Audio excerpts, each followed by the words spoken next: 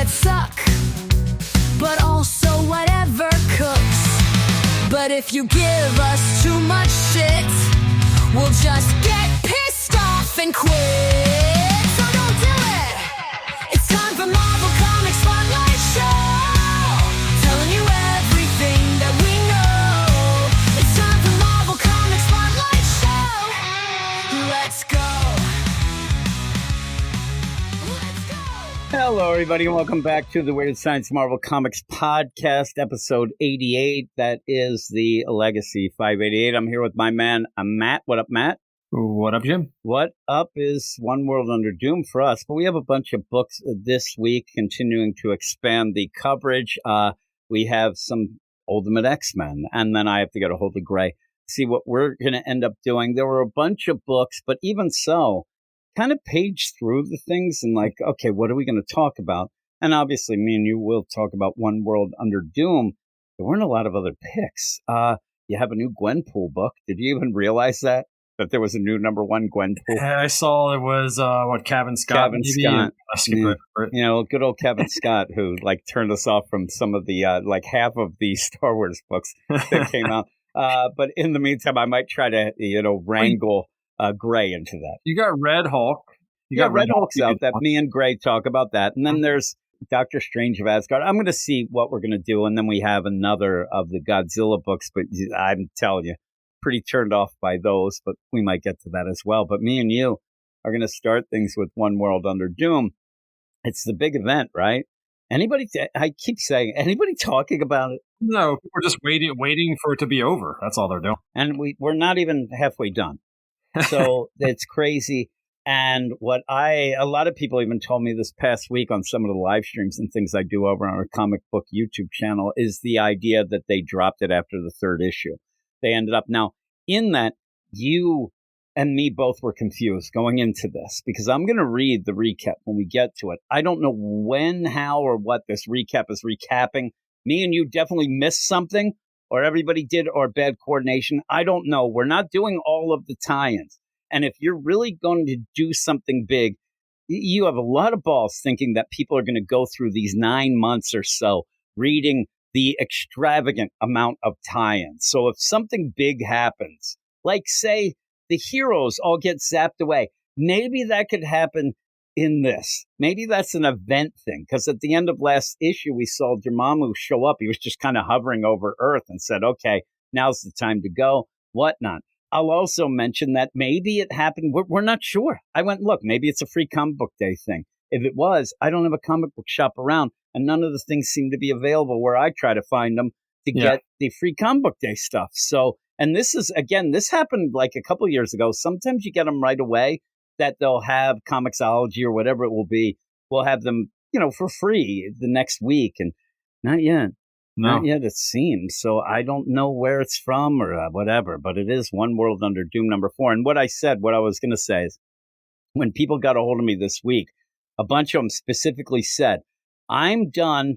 3 issues is enough for me to decide, and I don't like it. And I always go with that, give something 3 issues. So that's the only reason I realized that we didn't miss an issue. Because you asked earlier, you think we missed an issue? And I said, I don't think we did. I really don't think we did. And I know now that we didn't. And it's Ryan North writing. This is one of those. This is one of those ones where you find out more in the recap than you. Yeah, and it drives us nuts all the time. Yeah. And one of the things is the idea of this. And I'll read the recap then after this, and we'll talk about it, because I don't think it would take much to show it. you just a zap, zing it a zap.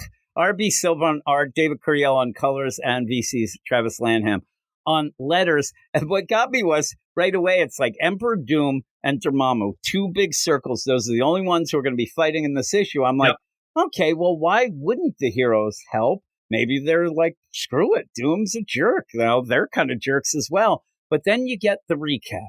And this recap mixed in, and I'll also say, you have a page with the recap stuff, and it makes it seem like this is the replacement of seeing what the world thinks of everything going on. So you have these articles of this cannot stand opinion. Hey, Doom is a jerk and we don't believe him. Then other article says, man, he's on the up and up. Again, I think that all of this is basically comes out to be people are awful. They'll never get along, even if it's for the good of Earth. I just think it's still going to end up. But this is for immediate release. The news that Earth's leaders welcome Doom willingly has left the heroes reeling.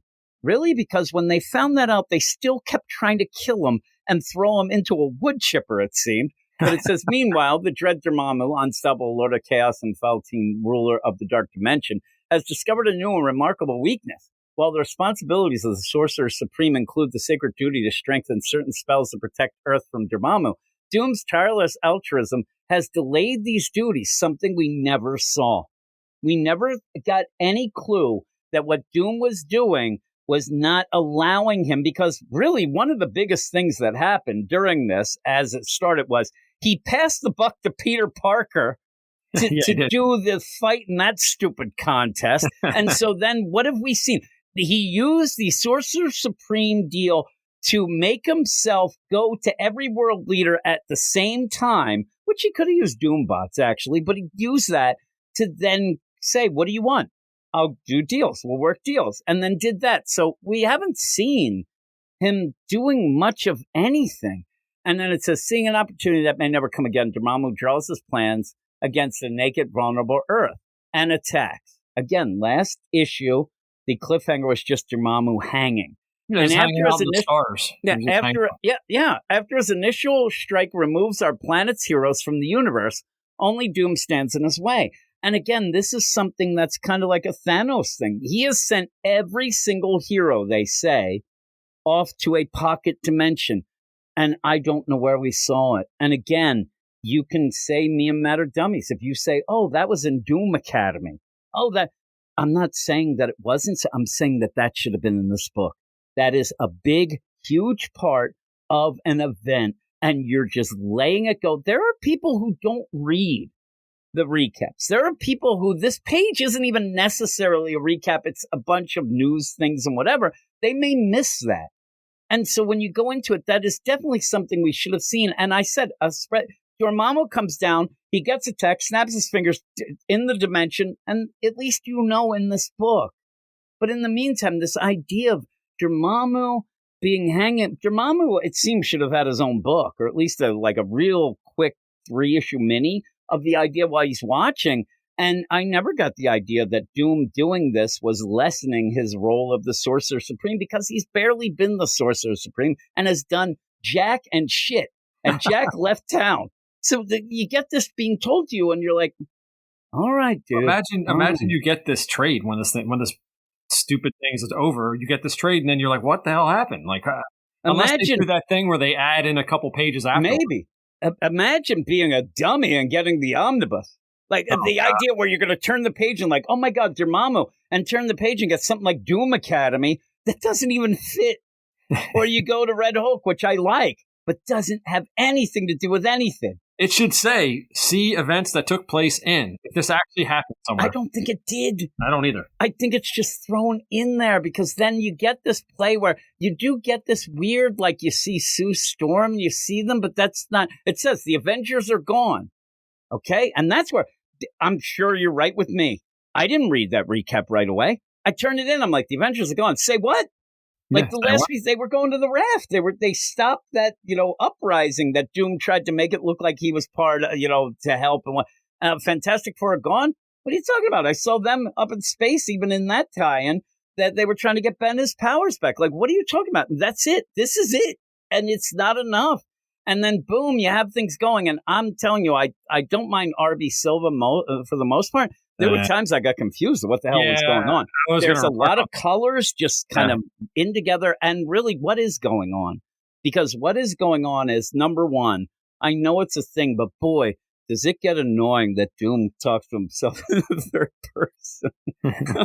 You son of a gun. So it's Dormammu basically saying, I'm going to take you down. And Doom saying, Doom won't stand for that. Doomy don't play that is what it is. And then, no, I'm going to do it. Nope, Doom don't play that. And then they just go back and forth. And Dormammu thinks that he's got the advantage because he got rid of the heroes and all these defenses that we have no idea about. And then says, you're stuck in this, you painted yourself into a corner. right now is if you try to use all of your power, the Sorcerer Supreme power, to take me out, that will then deplete it. And then somehow it makes it seem like he's no longer the Sorcerer Supreme. Mm-hmm. I don't get that. But then says you won't because you want it for yourself and you're selfish. Like, I don't get it. Like, these things seem to just pop up out of nowhere. And you do see a couple people run, but what is going on in these scenes? There's a lot of rocks and fire and purple and green. Yeah, so the colorist went a little overboard on this. I'm like, when did Doom become a freaking John Stewart of the Green Lantern Corps? He's throwing around construct and all sorts of stuff. Doing all that stuff. And did you get when, like, Dormammu says, oh, I'm going to strip you of your armor? I'm like, I don't even see that. And I don't know why that is. I know it's a thing for Doom, whatever, but it's not big. This feels just like this weird back and forth. And by the end, where I did have people say to me, I'm going to read next issue because Dormammu, that's going to be awesome. There's not much to it. It's just a back and forth. I'm going to take you down. No, you won't. I'm going to take you down. You didn't bargain for me. Hey, I thought of everything. You didn't think of Doom. That's what it ends up being.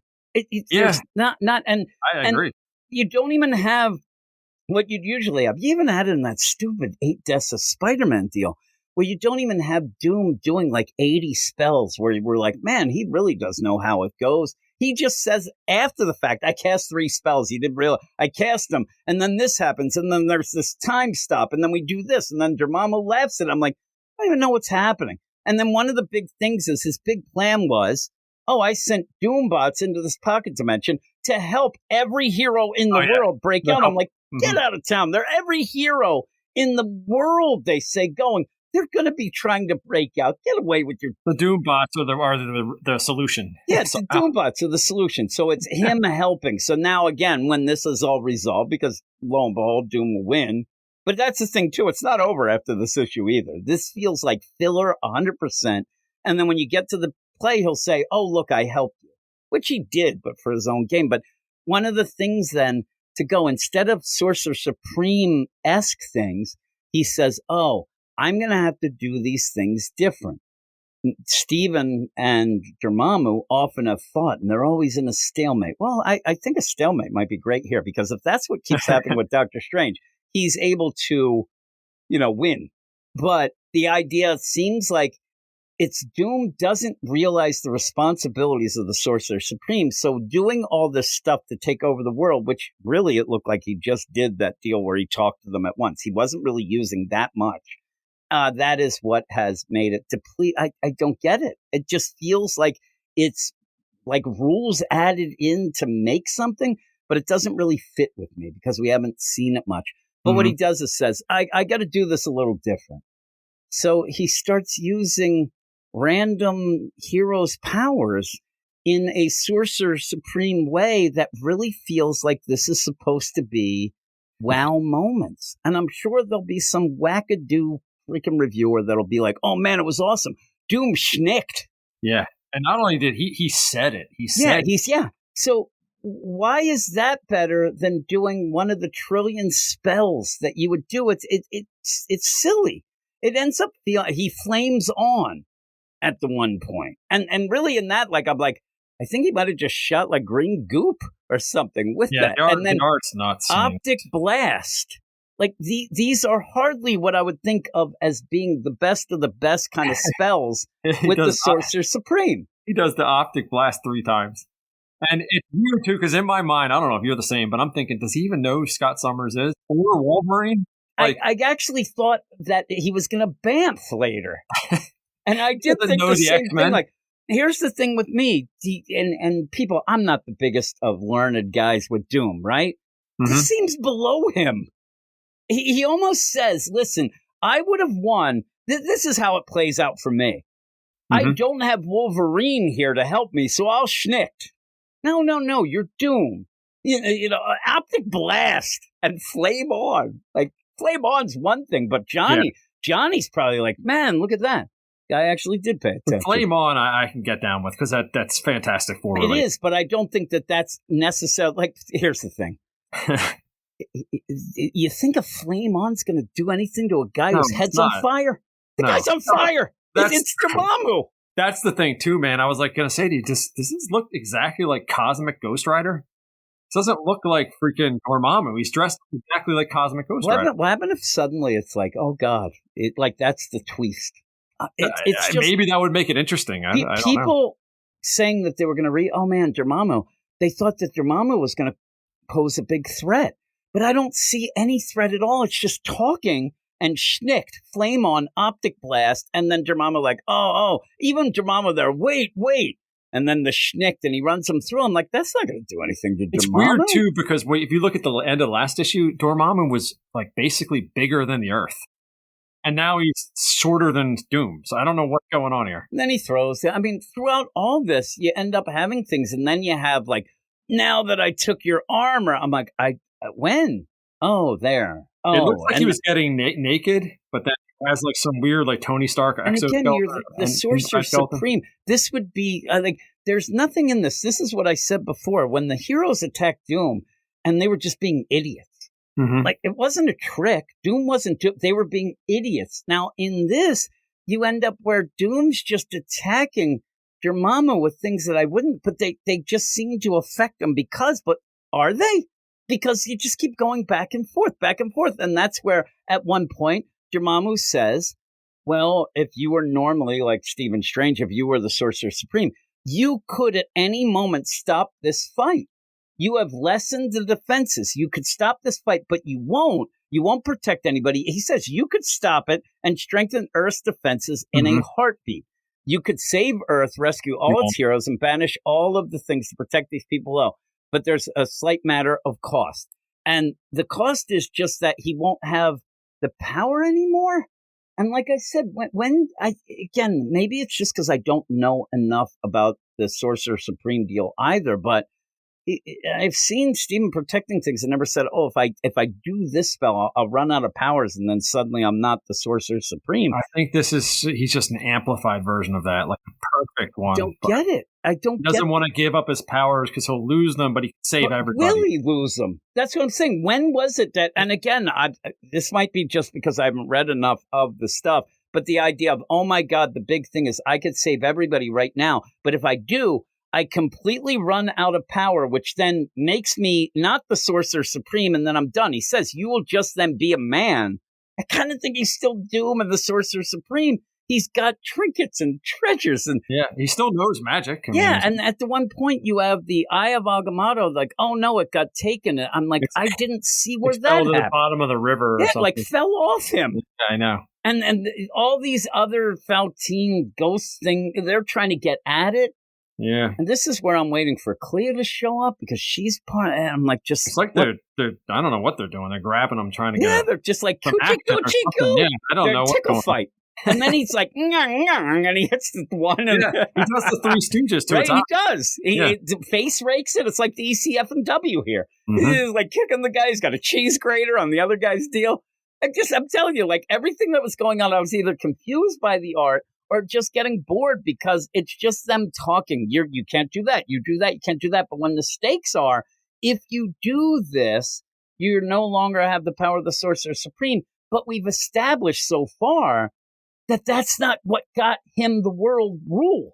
He used it to then talk to people, but so he's still what he is.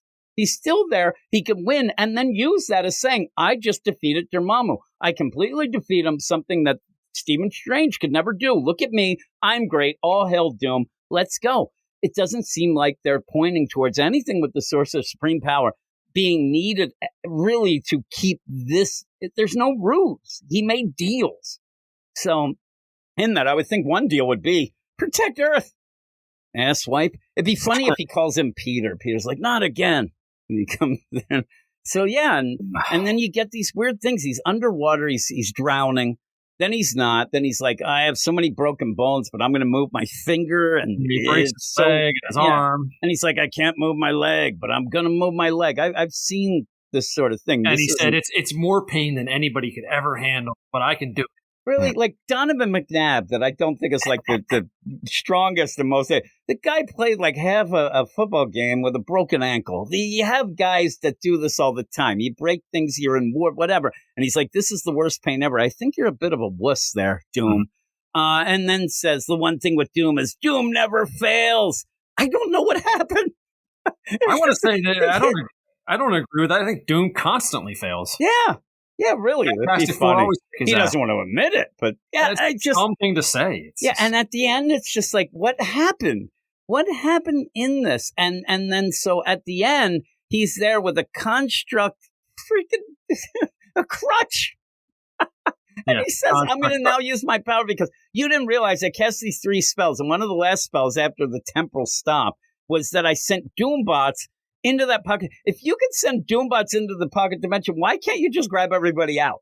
And lo and behold, Dormammu said he could. He said, you could save all those heroes. Well, maybe do that, but not the other stuff. Maybe not get the wards and the defenses, but just get the heroes. If you could send the Doombots in, why can't you send everybody out? And it's never explained, but he sends them in, and they're there, I don't know what they're doing. I don't know what you do when you're stuck in a pocket dimension like this. What Doombots are going to help? You just banging on it? And you see Wolverine, and then he says, it's all to get this Avengers Assemble. Yeah, but I want to make a comment about that page. It's the big wow, Avengers Assemble, right? It's freaking Captain America saying that. It's not Doom. He don't have anything to do with Doom. Yeah, and just want to get out of this. They get out there. They look at Doom. He's got a crutch, and I'm telling you, he's standing a little sexy. I'll tell you that. He's looking a little, he's a little voluptuous looking. Yeah, he is. I mean, he's got an hourglass figure going on there. Like, I don't know. Cap's like, I'm going to assemble right over there. You have that, stupid T-Rex. He even says, you took my steed. Took my steed, yeah. I'm like, really? But wouldn't it be more impactful if it was Doom saying Avengers Assemble? Yeah, it should have been. It should have been 100%. Why is Zombie Cap saying it? It should have been even with the idea where somebody says, like Dormammu says, the Avengers, and then you have Doom say assemble. It should be just him where they don't know what's going on. You see it open and Doom yells, Avengers Assemble. And they're like, ooh, look at you, you voluptuous. Like, what did Greg Land draw this last page? Yeah, it looks like. And it says Earth's heroes chose Doom. Yeah, I wonder what obscure playmate he chose to model this one after. Yeah, that would be Tori Wells back in the day. I'm trying to think of some others. Raquel Darien. I don't know some of those others. You got I'm trying to think of some others that it would even be earlier than that. I wouldn't go Nina Hartley. Those are pretty old. Those are mid-'80s. Yeah. You have to go like mid-'80s with the deal. Hopefully that'll be something people can look up and not, have to get a VPN. Darian's pretty hot, right? Yeah, so it looks pretty sexy. But hopefully that dinosaur just comes in and runs them over. Yeah, look at the dinosaur too. It's there, and it's like, is he wearing a hoodie too? The dinosaur? Yeah, it does look like he's wearing a hoodie. I think he's wearing the Doom hood. I think he's basically dressed up as Doom that we saw him. And then when people I saw people who were like, this is what happened with last week with the whole Spider-Man, Godzilla and stuff like that. It's like, man, you guys can have fun. I'm like, I want to have fun. You show me the fun, I'll have fun. But yeah, and he should have said it. He's too busy posing. Who's that weird Spider-Man next to the real Spider-Man? Is that Miles? Who is that? Like, he's got white gloves on. Maybe it's Mary Jane Venom. She's like, oh my God. Then if you look, there's in the back, I believe I see Paul. He's in the back looking all upset and crying. If you look over to the right of Doom's ass, there's Squirrel Girl's head. Yeah. She turned the other way? I don't know. It looks like she's like they're like, hey, look, and she turned the other way. I hate to knock the art on this, but I kind of have to. It's just not helping. Yeah, it's not great. There's a lot of things, and like you said, though, it might have been the colorist going, and I think that what it is too. If you really go through this, there's a lot of small panels. There's a lot of really there's a lot of these quarter panels, and when they did it, some of the colorists they overtake the panel. They overtake it, and you can't see what's going on. There's a lot of copy and pasting going on too. Yeah. There's a lot of eyes. Do you see that one with Doom's eye, 3 in a row? That's definitely that you just Doom zoom never in. fails. You just zoomed in on that. Yeah, you just do a lot of zooming. There's some Doom bots doing something in a row, and they're all just copied and pasted. Yeah, he heard during the shutdown, everybody was zooming, so he did it with the art. But yeah, the next cover looks kind of cool. Though now it's Sam Wilson cap there, and not that's weird. I would assume they're both there, but that's still. it's a fake Alex Ross. I don't know. Cap just that's probably just something he drew back in the day. But yeah. Also, it looks like Johnny Storm's there, but he's got a big X on it. I don't know. I don't know if you think different, but look at that. And there's Vision and Juggernaut. Juggernaut's ready to go. He's You're saying unstoppable. Johnny Storm is on it? Are you talking about Carol? No, I'm seeing in the On very the cover back. of next issue? No. I was seeing in that cliffhanger. I'm looking at the cliffhanger where Cap. Actually, Cap also looks like Zombie Cap. Yeah, that's Johnny Storm with an X. Yeah, with an X. That makes What the sense. hell is that? And then Zombie Cap, yeah, Marvel Zombie. Does look, Is that like a Psylocke there, maybe, or a Rogue next to I don't Wolverine? know. At one point, I was thinking that might be like young Bucky at one point too, but I think that might be just that might be a glob. Yeah, it's a floating brain with That's a what I'm mask. saying. Is it glob with a domino mask? Yeah, it might be Glob. This is bad.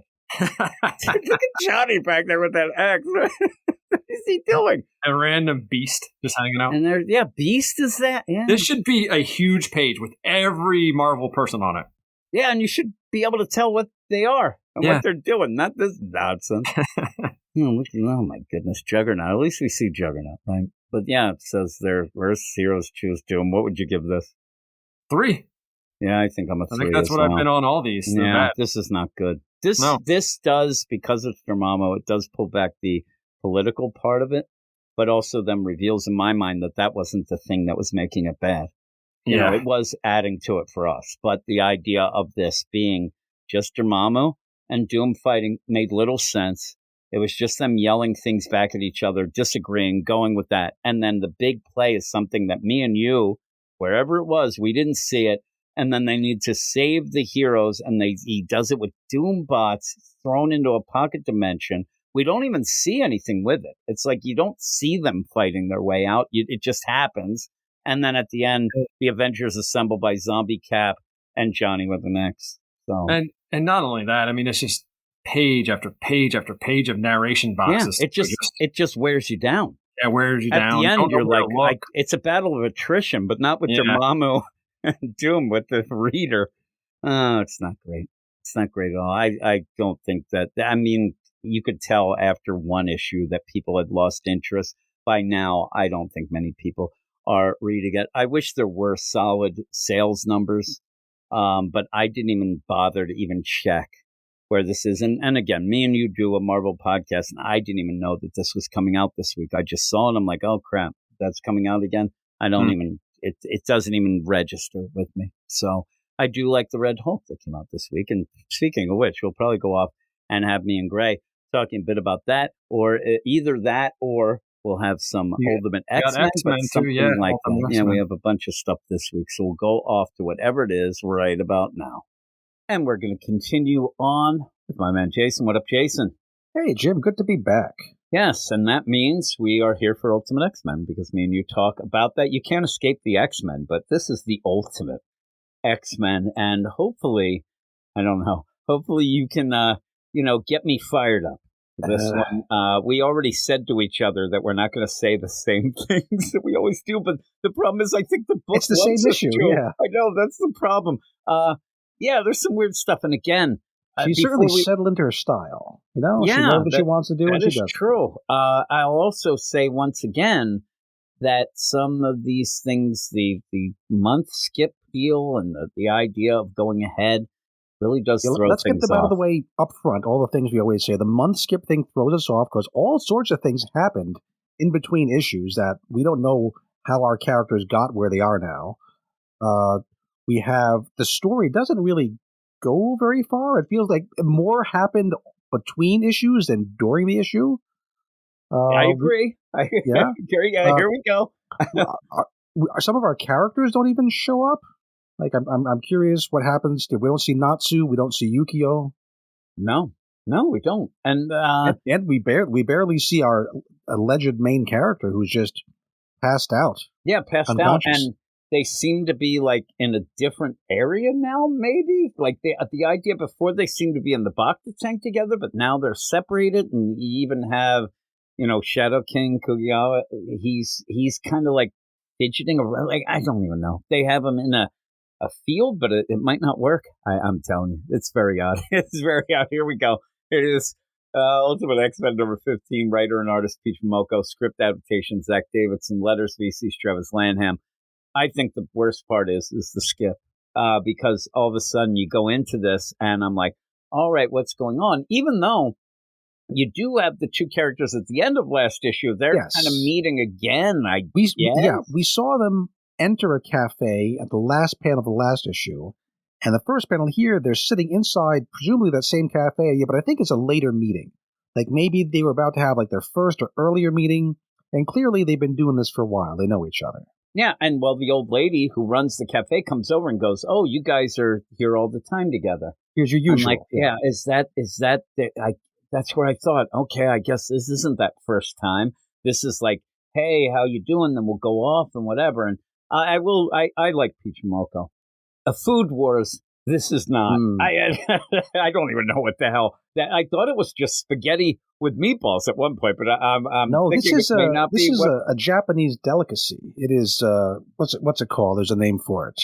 Yeah. I'm telling you, it looks like. I'll flip to the back because that's where. Oh, is it in the back? Yeah, so I was going to look there. It is Napolitan. Well, so it is Napolitan spaghetti, but it's that different type. It's soft-cooked spaghetti with tomato ketchup, which they love ketchup. They really bacon, love ketchup. Often there's like those little Japanese hot dogs they chop up in there. And of course, to make it Philly style, they add the green bell peppers. Yeah, the green peppers there, of course, the idea like ketchup rice is huge, and it's so the omelets. Yeah, they love it. I do like melon cream sodas, I'll tell you that. But in that, you have this back page that's kind of cool. I didn't even look, but the fluffy egg sandwich, that looks delightful. But it's kind of a funny deal because that's just like, is that what we needed from this? They're eating at a cafe, so you're going to show this stuff. It's a neat little, quote unquote flavor. But Peach Momoko has been adding like little Japanese cultural things at it, sometimes connected to the issues, sometimes more tenuously connected. Yeah. The idea here of pizza toast, which is just toast, like pizza toppings that you put on toast, which to me that's what you make when you're really drunk. That is drunk food, my friend. I do love pizza bagels. I kind of the same thing. But I do love those. We used to have this bagel place that was called Bagels. They made like the greatest pizza bagel. They were awesome. I don't even know where this place went. It just I went to college, came back, and everything had changed. That place was gone. That's something I miss from Jersey. You can't get. It's hard to get good bagels here in Rhode Island. Yeah, that would be the case. Yeah, so I can get good bagels anywhere. So take that, your green peppers. But here we go, and in this, it looks like this girl had gone off, and then she comes back, and they're talking about the children of the atom. They're talking about things. Let's set up who these characters are first. We have Cannon's brother, who is the cop. He's Tatsuya. And he's meeting that lady who looks like Rogue, has those white streaks in her hair. We find out her name is Futaba. And, they've been meeting here for a while, having their melon sodas and their spaghetti with ketchup on it. And Futaba has some kind of source of info on the cult. She has all these pages, all these, like, plots and graphs and information about the cult's backstory. And we don't know what her connection to this cult is. I'm very curious about that. Yeah. And then she says they have a project called My Ex. You see that, and then they it sounds funny when you say it like that. Oh, my ex. My ex. Text me all the time. What a jerk. What a jerk. She set my house on fire. That's what I drive rise. All my ex live in text. Exactly. So you end up where then you get the deal. Oh, is that what hashtag? Like you don't have to say it in the hashtag. Like, oh, is that what hashtag meat case is? I like saying hashtag just to embarrass my children. That as well as just like if your kids say something, you go LOL. Look, you just say that and it gets them, it drives them nuts. Oh, yes. I actually dabbed the other day in front of them. I thought they were going to crumble to dust. It was amazing. That's really nice. So, yeah, and they know about the astral plane. It's kind of a recap of some of the things that we saw last issue. And again, I don't know how they know. For a few issues now, people have just been saying astral plane all over the place. So clearly, it's going to be a big old thing. Yep. Yeah. So they end up in. I actually thought that this old lady was not on the up and up when she comes over. You know what I mean? When she spills, I thought maybe she saw that in my notes because she's an old lady. She's the obasan, I think is the term here, and she brings over the black coffee and spills it all over their papers. And then we come back later, and and they talk about how, it spilled all over the papers. I kept waiting for that to pay off. Like, is she spying on them? That's what I thought.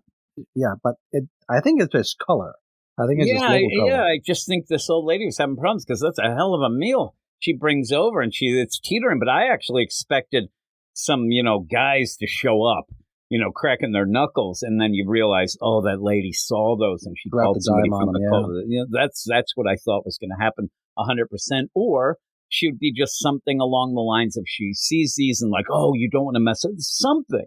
But it didn't seem like anything. And recognize, oh, that's my grandson in the picture there. Exactly. Something like that. And, but again, maybe at this point, I'm starting to get the lay of the land finally. The idea, if you don't see it in an issue, it's probably not it's not like we're going to get to next issue and all of a sudden you're going to see, because there's going to be a time jump. So you kind of leave some things behind. So I just think it's just for flavor, for her to be, oh my God, look at her. She's a little klutzy. And the weird thing is, I thought maybe it would ruin the papers, but they're like, no problem. We don't need these anyway, kind of being nonchalant, which that's why when I really thought, ooh, this is going to be something because this lady saw them. But no, they're just eating and talking about his sister because Canon is mentioned. I think that these people with your sister, and he has been hiding. His sister's kind of out and about. He seemed like he, at least cared for his sister before. When they went to high out for the hinterlands, did they leave together? I thought they had left together. So and then did she come back? Did she never meet up with him? But it seems like he's just like, man, I've been hiding. She always and the idea of her like being in trouble and whatnot. He's like, trouble always finds her. Like, he's so nonchalant about what they're talking about. And the idea that she could be in really big trouble as far as he might know. And he doesn't seem that concerned, except when they decide, we're going to have to act on this. And he says, well, I don't want to, go on and guns a-blazing and maybe kill my I did think it was funny when Futaba says, yeah, my contact is actually friends with your sister. And he was shocked that his sister has a friend, which is kind of funny. Because and he goes on and on, right? Yeah, we've seen her personality, and like she was doing that, what's the kendo, right? The wooden sword thing, where she just thinks she's the best and she pushes people around. So the idea that she could have a friend is actually pretty exciting to him. Again, that old lady, she got me because they're talking about that. And I thought maybe the name being said or whatever, and she comes over and like, something's going to go on. She's going to throw that coffee in his face or something. And she comes over and he's like, are you serious, Cannon, as a friend? Like an actual friend? And then she interrupts like, oh, would you like some more coffee? And like, oh no, she poisoned it. Yeah, it feels like a setup. Like the first time, it's just a coincidence. Second time, oh, something's up. You expect the third time payoff, and it doesn't happen. It doesn't happen. I really thought she was sus. I thought that's. I swear to God, I thought she was going to break that thing over his head and grab those papers and run. But no, and he, thank you, and yeah, Cannon as a friend. It keeps going. Imagine that. I really can't believe that his sister has a friend. Hell of a thing. Yeah, then we go to the Temple of oh my God. Then we go to the Temple of Children of the Atom. And this is where suddenly I'm like, time jump. Oh, you son of a guns. Because all of a sudden, Nico things happened. At the end of the last issue, Nico had figured out that big eye in the sky was Kaguya-sama. Not Kaguya-sama, Kageyama. And said, oh, he must have been the one who grabbed Hisako armor, and he must have him back at the temple, which was a huge jump to conclusions. But so sometime between then and now, she has joined the cult. and not even just like the idea that like she's infiltrating it, right? But she's already like entertaining the young kids. Like she's already set up in there. You'd think that she'd want to hide towards the back and keep a low profile, but she's doing all her magic stuff with her staff of one, or whatever we call it in this universe, making purple fireworks and things, and just, making a spectacle of herself.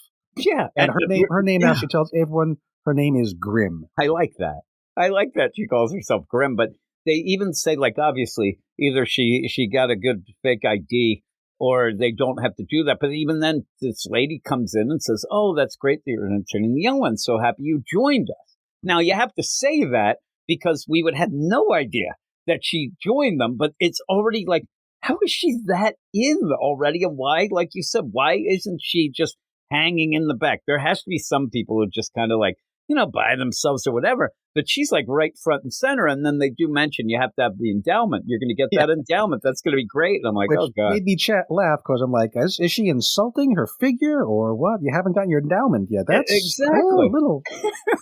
She's just a kid. Come on. Yeah, she's just little. And then says, oh, it'll be great. It's been 15 days since you joined us. We'll be expecting you. So there you go.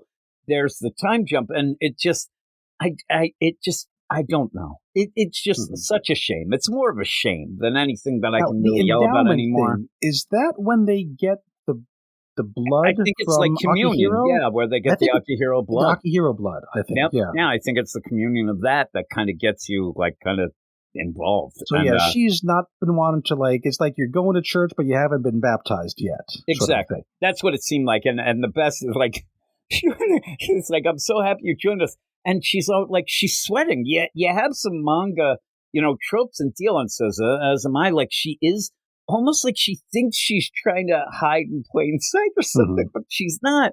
And then when the endowment deal, and she's like, oh yeah, that's cool. And then we just go to one of the funnier panels where all of a sudden Maestro, he is just in front of everybody on this big screen. And I'm like, what's going on here? Yeah, and you have Nico comes in and she starts asking, like, oh man, have you ever seen him in person? Maester, have you ever seen him in person? Like, at one point, but not right now, whatever. And she keeps asking questions about it. Shouldn't he be here or whatever? And this person's like, yeah, you're asking a lot of weird questions. Like, she's not very good at trying to blend in or hide. Like, really, like. Well, I mean, she is a kid. I mean, give her. She is, and she is up to no good. Like, up to no good. But she's trying to see what's going on, and she just sneaks away. And then she starts walking through halls and it's endowment around. Time. Everyone else is going forward for endowments, and she just sneaks out the back. Yeah, she sneaks out the back and starts looking at. I mean, you have a whole hallway. You end up having open doors and things. So she's walking around trying to figure out what is happening. And they are just like really willy-nilly talking. But I guess you're not expecting people to be walking around and snooping. But there really maybe they should have some guards or something. Because we don't know if there was a checkpoint. Maybe should have been like showing her pass through, like having a secret key she shouldn't have, or a card. Or maybe now she's backstage. But yeah, she's backstage and she's checking things out. And it goes real quick from, is he always on the movie screen? No, he's whatever. I think he's okay. He's I'm right out here. here. Yeah, I'm just going to turn. Which confused me because I thought the reason he'd be on the movie screen is because he had to be somewhere else. That's what I thought. I thought it was that he's afraid to be there too. Yeah, maybe that's it.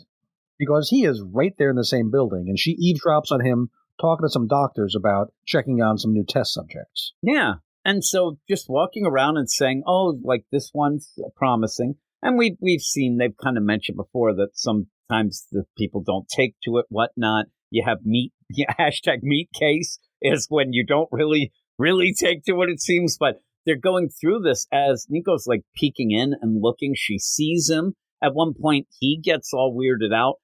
It's not like he's going to look very far. It's like classic, like cartoon here, where he opens the door. She hides right behind the door. Right behind the door. He doesn't even look behind. Very Three Stooges, yeah. Oh, my goodness. So you have that go on. Like, she hears these things and also hears the big thing. I should go check on Kageyama and Hizuko as well. Yes. And she hears that, and that's where he kind of, I guess, he might be just coming out to walk, but it did seem like he was like, there's weird play. Even then, like if he's coming out to walk, then he would have walked. Yeah, it doesn't make sense. But he does come out and she's sweating. And then she goes back and it looks like there's somebody else. She has like her lunch box deal. I thought it was a meat case, but it's more like a bento box thing. It's the onigiri rice balls. Yeah. They look weird. But again, this isn't Food Wars, but in the back, it looks better, the stuff that they show.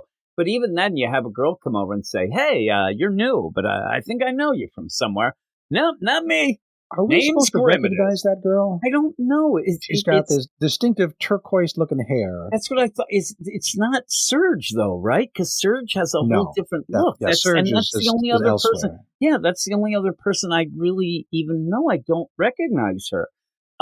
I just like, nope, not me, not Grim. Oh, Grim doesn't know you. She's Brand like, new in yeah, town. like, hey, it's Howdy, me, it's partner. Grim. Hey, but I do not recognize her. And if we're supposed to, then it failed on me. And then I love where we get random, scenes of empty hallway and then an empty, pretty much a headquarter type deal or a security play of all this going on. To then lead, it's like we're getting led through deeper and deeper. Yeah, the idea here must be that we're way, way down. Yeah, in the I think bowels of this that's the place. play. It's a little odd. Again, it's like I don't know works, why the Meister had his conversation with the doctors way up at the top and not down at the bottom, but now we're way down in the depths. And they're there. There's Viper's there too, and she never looks happy, Viper. But the the big play in this then is Kageyama's in a secure room. Like, he looks like if it was the X-Men movies where they put Magneto. Exactly. It's the Magneto cage. It is. And they even say, like, Viper's pissed. Like, he can't get in my head right now, right? Because that really we saw that happen a couple issues ago. Yeah, and he's... Meister always looks like he's about to just, like, run.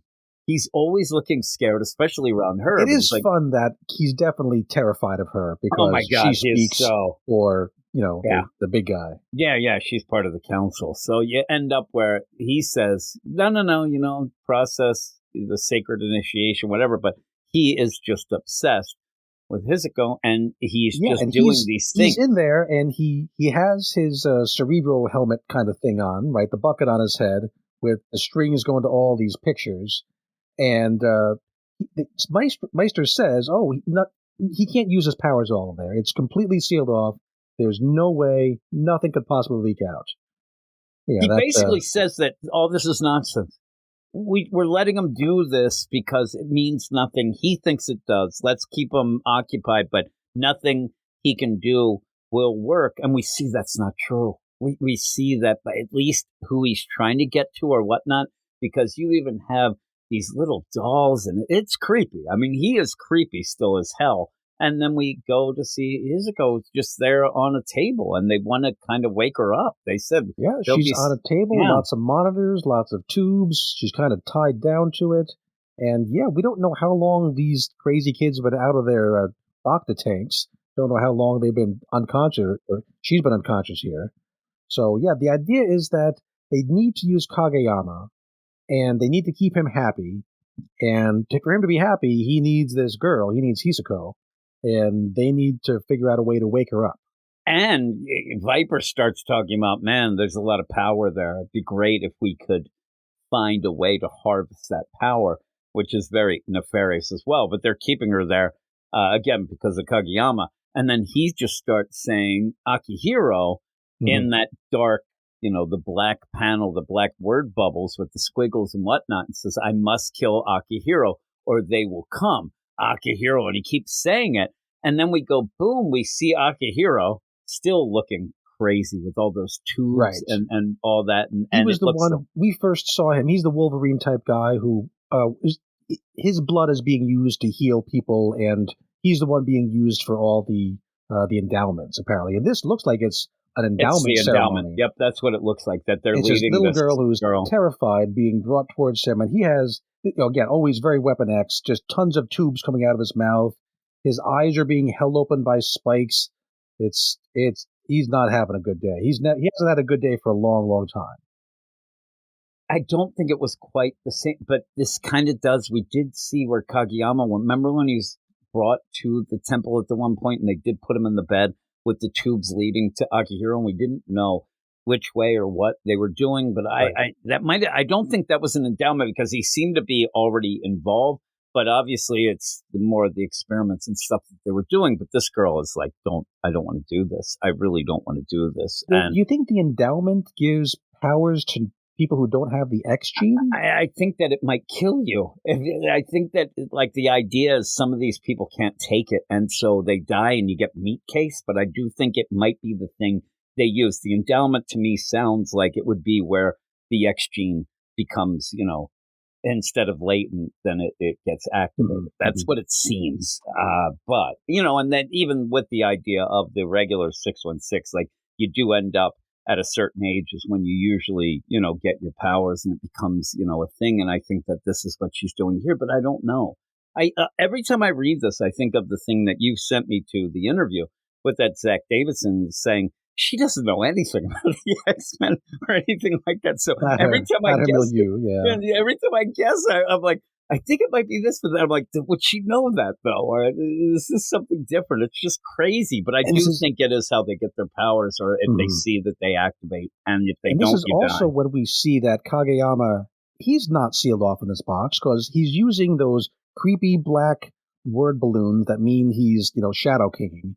And he's saying Akihiro, talk about Akihiro, and we see it sure looks like he hears that voice. And then we cut to some of the other kids, Mori, and some other and the cannons out there too, and they're doing their graffiti under a bridge, doing their children, X-Men group tagging.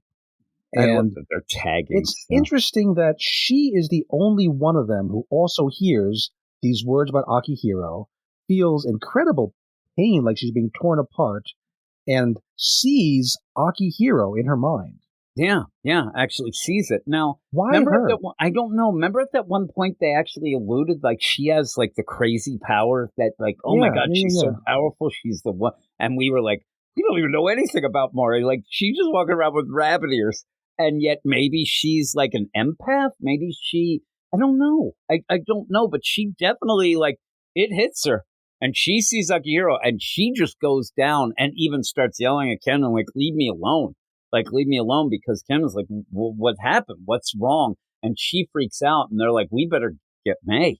And then May comes and says, again, like, what happened? What was going on? And Ken says, we were just under the bridge, and we were just tagging things. And that's where you have Maurice, who's crying still, and says, I don't know, there was so much pain, I was ripped apart. I heard someone say over and over again the name Akihiro, and I saw a face, and obviously, it's the face, it's Akihiro.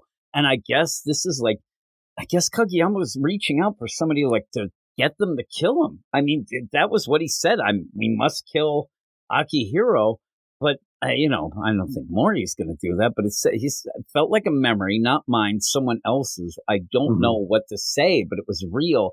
And it was like, she keeps going on. It gets wacky. I mean, you see body parts. She said, like, it was ripped apart, a body torn to pieces. He was looking at it. The art here does go crazy insane, where we see, like, her vision. We see Akihiro. We see body parts and eyes flying everywhere.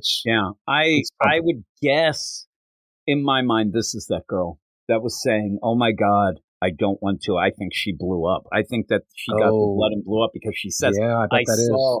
Yeah, I saw inside his eyes the symbol of the children. I think she was seeing through that and seeing that. And I'm telling you, I don't think Akihiro wants to do this. It seems like he's got no choice. He's strapped to an X. He has tubes coming out of him. Didn't he want, like, at one point, like a kill me moment, kill him? Right? Yeah. I was wondering if he said it or if we were just like, he should just, but yeah, he wants out. And I do think that this is that girl. We got another meat case, #meat case, because I think she blew up. It's going to be a carry-on, because she's not much left. Holy moly. Really. It's under the seat. It isn't going to be much of a fanny pack. Oh, my gosh. You just meat, small whatever. Personal item. That's all she is. But that's what I think it is, that she saw this, and at the point, it's like this disgusting, awful thing. And maybe it is that Kageyama was trying to, like, I want to show somebody the horrors that are going. And again, the way that Kageyama is saying, we have to kill Akihiro. We said Akihiro wants to die as well. This might even be like, we got to put him out of his misery, but he's the thing they're using to kill people or activate them, it seems. So it would be something that, you want to stop that. And Kageyama, maybe, I mean, in a weird way, may become like the hero of the story, even though he's a creep. He's so creepy. But again, maybe he wants to, I mean, the idea that he'd want to save Izuku, but the idea that he also led her there. But then we go back at the end to the two there in the cafe, still waiting for that old lady, because even then we have some weird things. What is that? The girls are being spied on by somebody in a mask. There's a lot of people spying behind doors in this issue, right? Because you had Grimm, or earlier on Nico, spying on the Meister. And now we see somebody in a white or gray, like a demon kind of mask, spying on the kids here, and then they kind of seem to see him, but then he disappears. Yeah, disappears because then Kenna goes and says, "Hey, is someone there?" And I'm like, I'm telling you, every time we say something, I'm like, maybe it was Serge because we see a gate open. Yeah, the gate's open. That person ran, and again, you do have like this book isn't exactly the same as everybody that you get in the cast. It's like sometimes books will only put the characters that you'll see in the issue. This one just has them all because obviously we didn't really see Natsu. That's mentioned. And even at the one point, Mori's the one who keeps reminding them. They say, we got to find, Hizuko. And she's like, well, what, Natsu too. I'm like, yeah. They're not really concerned with her. Maybe Natsu that's her. disappeared after accidentally murdering her mother to death. Yeah, like horrifically. But yeah, and then Serge you have there. And we saw most of the others, but yeah, it's weird. Like, who is that? But it's not even like anything that I think is a hint. Or could it be? I don't know why it'd be that girl who said, "Oh, I think I recognize you, Nico." I don't know why she'd connect things. I don't know who else it would be. Right? Yeah, I don't either. I have no idea. Now I'm gonna call. Oh, could it be the streamer girl? Yukio? I thought that too, but I wonder why she'd like tried to be hidden like that. But I guess we know that she likes to peek through windows and things. She's done that before. Yeah, she certainly does that. Last issue, people from the Cult of the Atom came and tore her apartment up. So maybe she's being more circumspect now? Maybe. That's the only guess I can have. We don't have a lot of choices to pick from. I mean, there's not a lot of choices. Like I said, I say Serge, or it could be, I don't know. But who would it be? And again, there's almost like the idea, are they keeping because they want to do something really bad, or if it's the streamer girl, but you would think she'd be recording things. I don't know. I don't know who it would be. It could be Natsu, who is like trying to. But why would she do that? Could be Hisako's parents. What do they think of their kid who's now gone for months? What about Kageyama's like crazy mother? Well, she's part of the cult, so I know. Yeah, sure. But maybe she's like spying on because of I don't know. I mean, the big thing is May's trying to do a lot. All of them are trying to do stuff and take them down, but we'll have to see. It's very odd. And then we go back, and I swear to God, this was Meister, but it's actually what's his name? It's Akihiro, which he might be the son of the way that they play it here, because he certainly looks like him, right? Doesn't he look like him a bit? We're back in the cafe. We're seeing some more of that paperwork that Futaba has. Got coffee stains all over it. That's kind of funny. That's there. And we see Akihiro, test subject X, who looks just like a normal person here. Looks a little bit odd proportions, kind of like the Meister now that you say it, but way more normal than he looks now. And yeah, she says, doesn't know his name, anything else, doesn't know his age, doesn't know his address, and he's either like the first mutant or maybe just the first test subject. So, yeah, he's clearly very important to them. But I like the idea that he's related to the Meister. That's interesting. Yeah, he kind of looks like him a bit, like a rockabilly version. I like when you have the rockabilly like punks in the anime. But yeah, so you end up drinking a lot of melon sodas. Looks pretty good. And just this astral plane. Mention the astral plane again, yeah. Akihiro seems to be the key to everything, including the astral plane. And then he's like, I think the melon sodas are getting to him. Like, here's your melon soda again? Isn't that your soda? I'm like, I don't know why we're so concerned about 2 melon sodas, but it's okay. Driving, buddy. Yeah. And then he says, leave my melon sodas alone. And then they're just talking. And again, by the end. Now they're putting together a plan.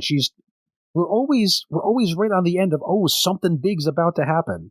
To say the same thing I always say, because she says, okay, she thinks that Canon and friends are planning to raid the temple, which we haven't seen any plans about that, but whatever. But she says, they're gonna raid the temple, and when they do that, that'll be a diversion for us to slip in and find this Akihiro guy. I mean, that's the thing. We should have at the end of the issue, we should guess how far we go. Like, are we going to end up where all of a sudden Akihiro is just sitting there at the cafe with them, like getting the tubes coming out of his mouth, and they're like, man, that was crazy. Like, it could happen. I don't think he'd be here, but they could have him in a hotel room and say, man, that was crazy. That diversion. Because I don't think they will. I think we might start right at this play, but we never saw them getting a plan together.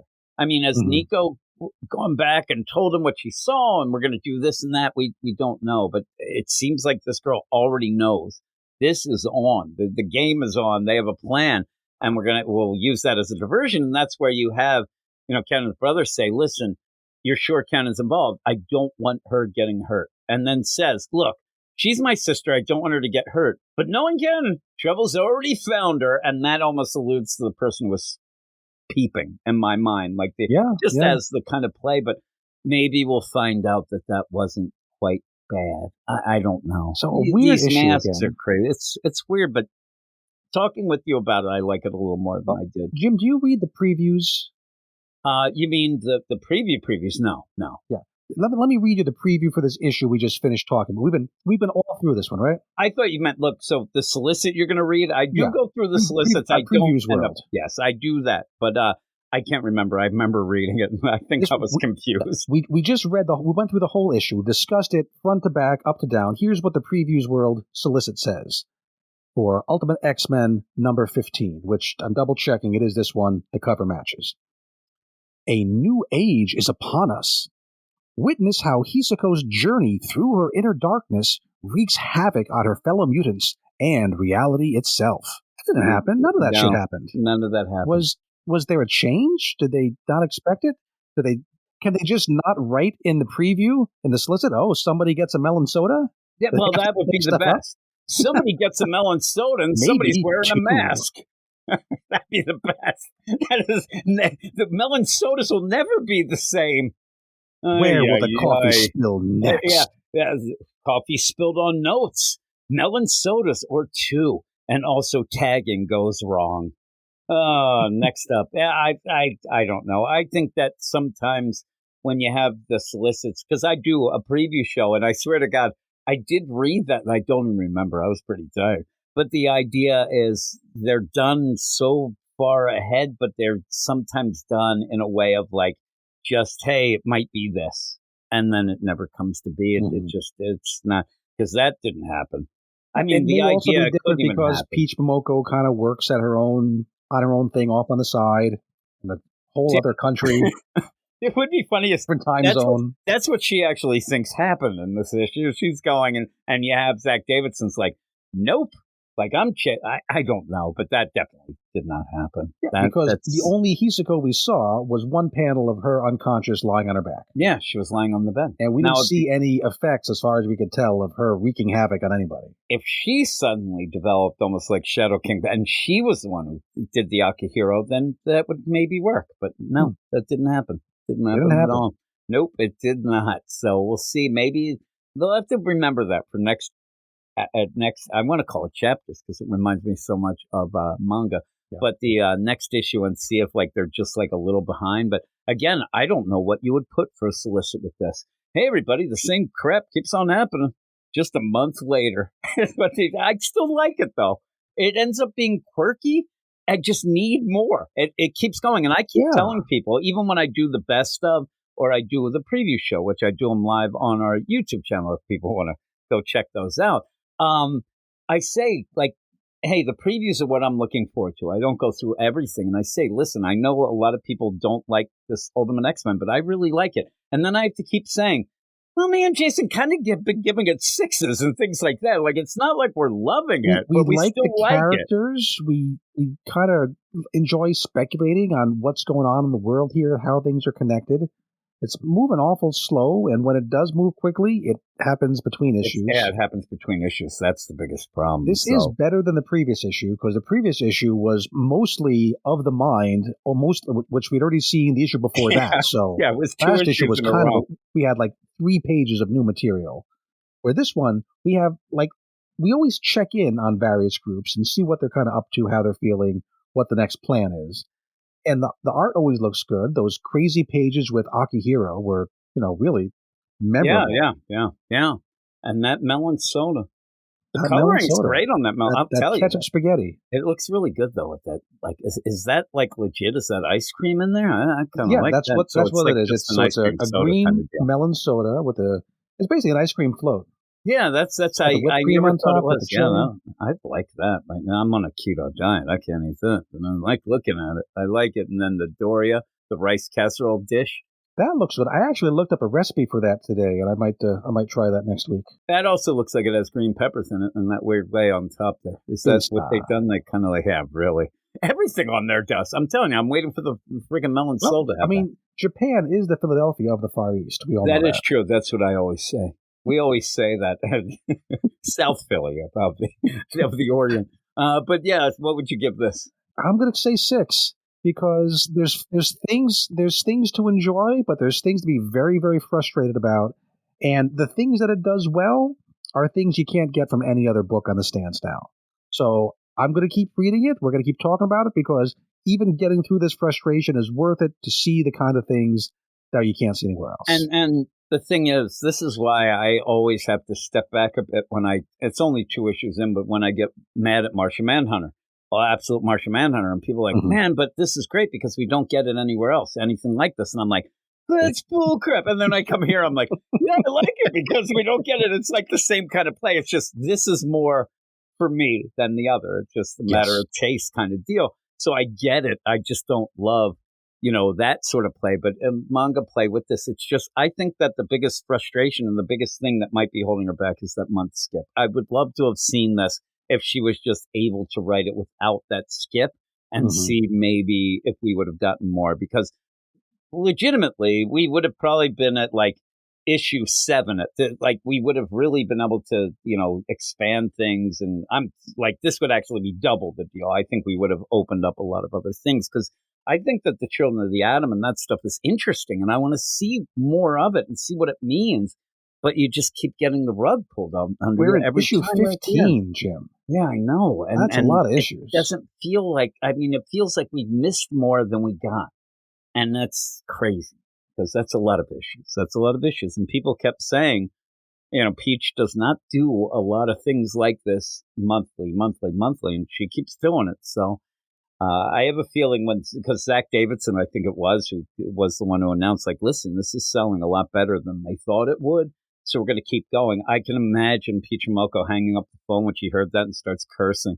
Like, really? I got to keep doing this? Because I'm not used to doing it like this. But maybe this will get her, fired up to do some more things, Demon Days stuff and whatever. But I'm here. I'm here for this. If you weren't talking with me, I doubt I'd be. I don't think I would have lasted this long. But me and you talking about it kind of expands things and makes me a little more like positive. Everything else, if you have somebody to chat with and you mentioning things I hadn't noticed, and it makes it's a good time. Yeah, and then we end up kind of trying to. We're desperately even just trying to figure the idea that Akihiro is related to the Meister. That'd be kind of awesome. Cool. That'd be awesome. That'd be cool. And then it would be that play of like, giving your son to the mutant. It would be crazy. That'd be a crazy deal. And again, why do they put up with him? And why, Viper, really tightens the screws a bit, but doesn't go too far. It's a weird play. He's so scared of her. That's one of my favorite things.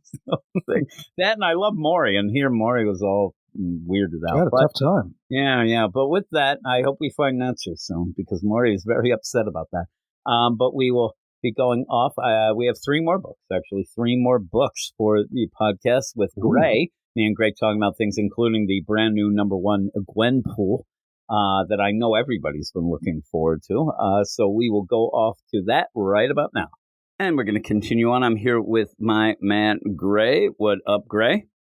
What up, Jim? Do you know what? I'm going to use your line here. I'm having problems, Jim. I'm having problems. Yeah. You said you're not too Genki. This morning, as we record, it's getting late over there in Japan, heading to the rainy season.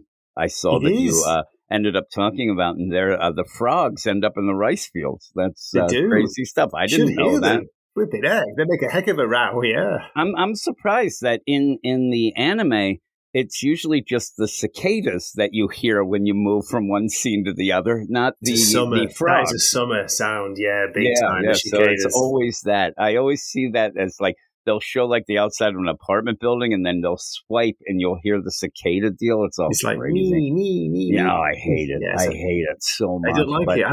I love it now. To me, it is the sound of the summer. And that would make you feel better because of that, right? Yeah. The last time that they kind of hit here, it was so deafening. And I remember I was in the basement recording, but not in this like enclosed area.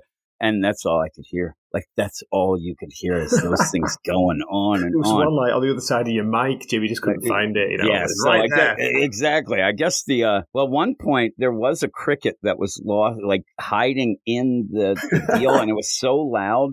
And I ended up getting so crazed out that I had to like rip things apart. And finally, I found it. Finally, I got it. I took my revenge on it. But here we are. We're going to get through 3 books. We'll go through these pretty quick for Gray. He's having problems, but also because comics. a couple of them are very quick, especially the first one, which is Red Hulk. Seems like we did this like 2 weeks ago. I know, Hulk, right? number 4. And this is one of my favorite tie-ins to the One World Under Doom, mainly because it doesn't really tie. It does a little more in this issue. You end up at least where Ross finds out that Doom has taken over the world. He does find that out in this, but that's about all it ties into. He's telling its own story, but it does reference, like you say, the One World and the Doom events. But this is so much more fun, Jim, isn't it, this one? Yeah.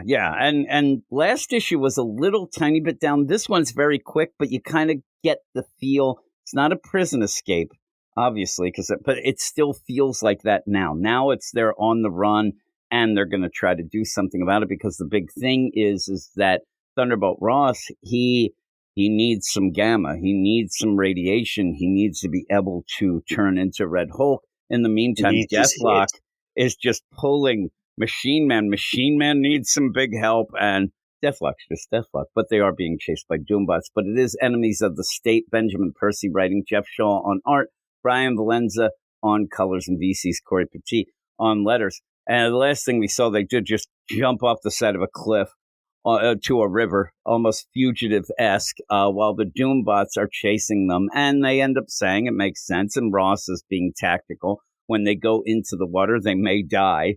But if they don't, the cold water will take off a bit of the thermal scanning, and the rough water, they won't be able to see motion detection or be able to get a visual because of that. So they're just sweeping down. And the Doombots, you see, they're just hovering over this river trying to see where they are. And they cannot find them, but they know where they're going. They're heading to what is supposed to be a power plant. The thing is, Doom, he already said last issue, I know where they're going. They're going to a power plant, and I'm going to make it. Now, I thought the idea that he was going to destroy it. And then I thought, it's a Latverian power plant. What's going to happen to Latveria if you just destroy it? I guess he just kind of went, I'll take it from here and then put it there. He ended up probably just moving it with the Sorcerer Supreme power. So that makes it doesn't make sense, cheating, but it makes Jim. sense. It's what it is. And that's the funny thing is, again, in the One World Under Doom, I have already in this episode, I already complained the idea that we haven't seen Doom do much at all with the Sorcerer Supreme power anyway. And I made the joke, and some other people have made it as well. We've seen Peter Parker be more of a Sorcerer Supreme in the 8 deaths than we've seen with Doom. The big thing with Doom was that he used it to be able to pop into every world leader's office and then offer them deals. That was it, and that was even off panel. So such a letdown, that, isn't it? How boring is that? You could have really run with that. You could have played with it, couldn't you? Yeah. And I'm telling you, you have Dormammu and him fight. We talked about it earlier, and I was getting irritated because, again, you're just throwing things at the reader, changing rules kind of, and just everything's off panel. But in this, you end up where they're going down this river, and poor Machine Man. Now, I will tell you that they're lucky that the legs of Machine Man end up washing up on shore right next to him. That's like the most hand-waving thing in this, but I could go with that because poor Machine Man's just getting ripped apart. He gets torn in two. Oh, my God. They should have had like a spinal cable that connected them still. Because when they wash up on shore, I'm like, oh, man, his legs washed up with them. I get it. But, yeah, he ends up where, Deathlock's just like, I can't hold on. Oh, no. And it just rips in half. He gets caught on a rock. They're lucky that they're going to survive. Now, Deathlock and Machine Man, a little bit different than Ross just going down an old man down in this river. He's very lucky, but... What is he saying here, Jim? He's going, chick, chick, chick. What's this all about? I have no idea. He's just there trying to come to, and they get up. Is he shivering? His teeth are chattering, maybe. That's what it would be. That's what it must be. Yeah, that's what it must be. That's a weird play. Like, I don't know if you'd use that as maybe a sound effect, but I guess you want to know that it comes don't from... tell me, chick, chick, chick. Yeah, chick, It makes me laugh. chick. Yeah, it is funny. Yeah, it is funny that he says that. And they wash up on shore.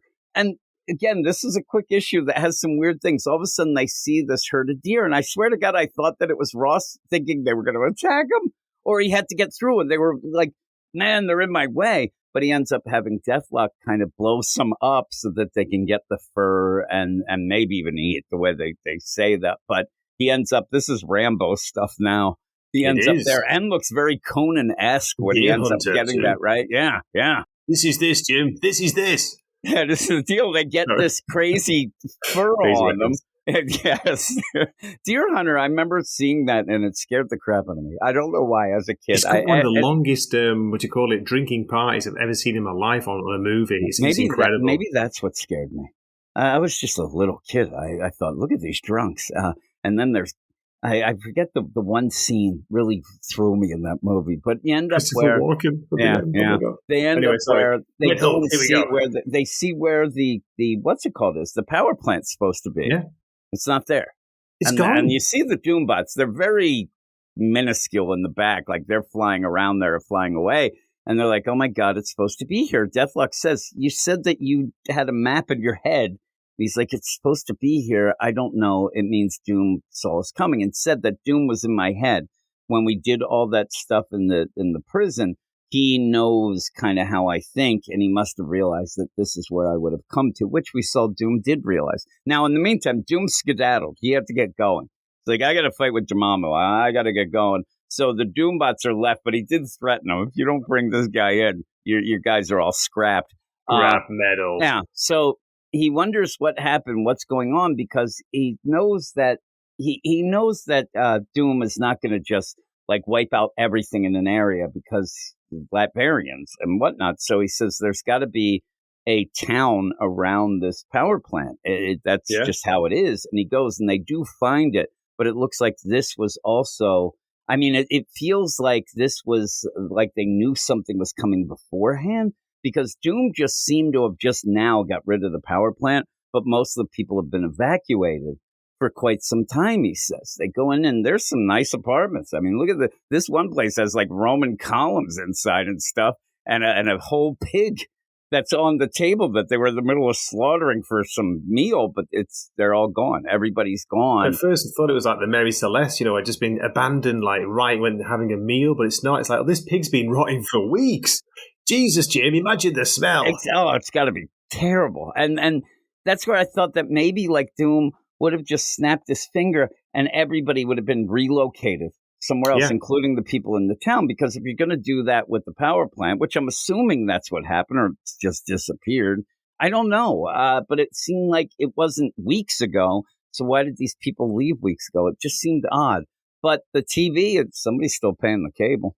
And there's still power. Because you end up where the TV's on and you end up seeing that, or at least the computer, and you end up, he finds out that Doom has taken over the world. Doom's the emperor of the world. I say taken over because I'm kind of thinking like the heroes that seem quote unquote, but he is there to see that Doom is Emperor Doom of Earth, and he mad. Doesn't like it, does he? He gets really angry, starts shouting. Yeah, he ends up, and it's more the U.S. where he says, I'm going to make sure that I take down Doom. Now, at some point, because this goes on, this book is going at least 10 or so issues I saw or heard. So so you have to have the next step of a story.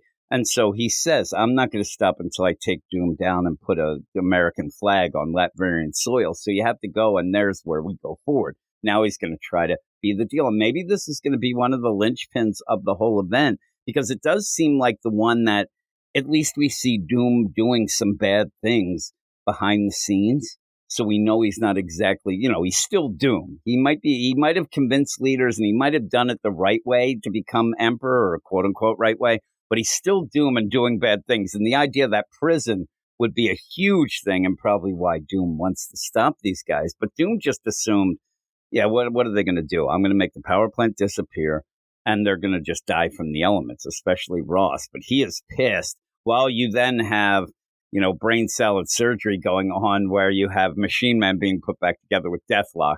And then when he comes up, I think he's using a toaster and a kettle Yeah, to I'm fix telling you, them. he's just using crazy stuff. I was like, I guess that a lot of the stuff's from himself.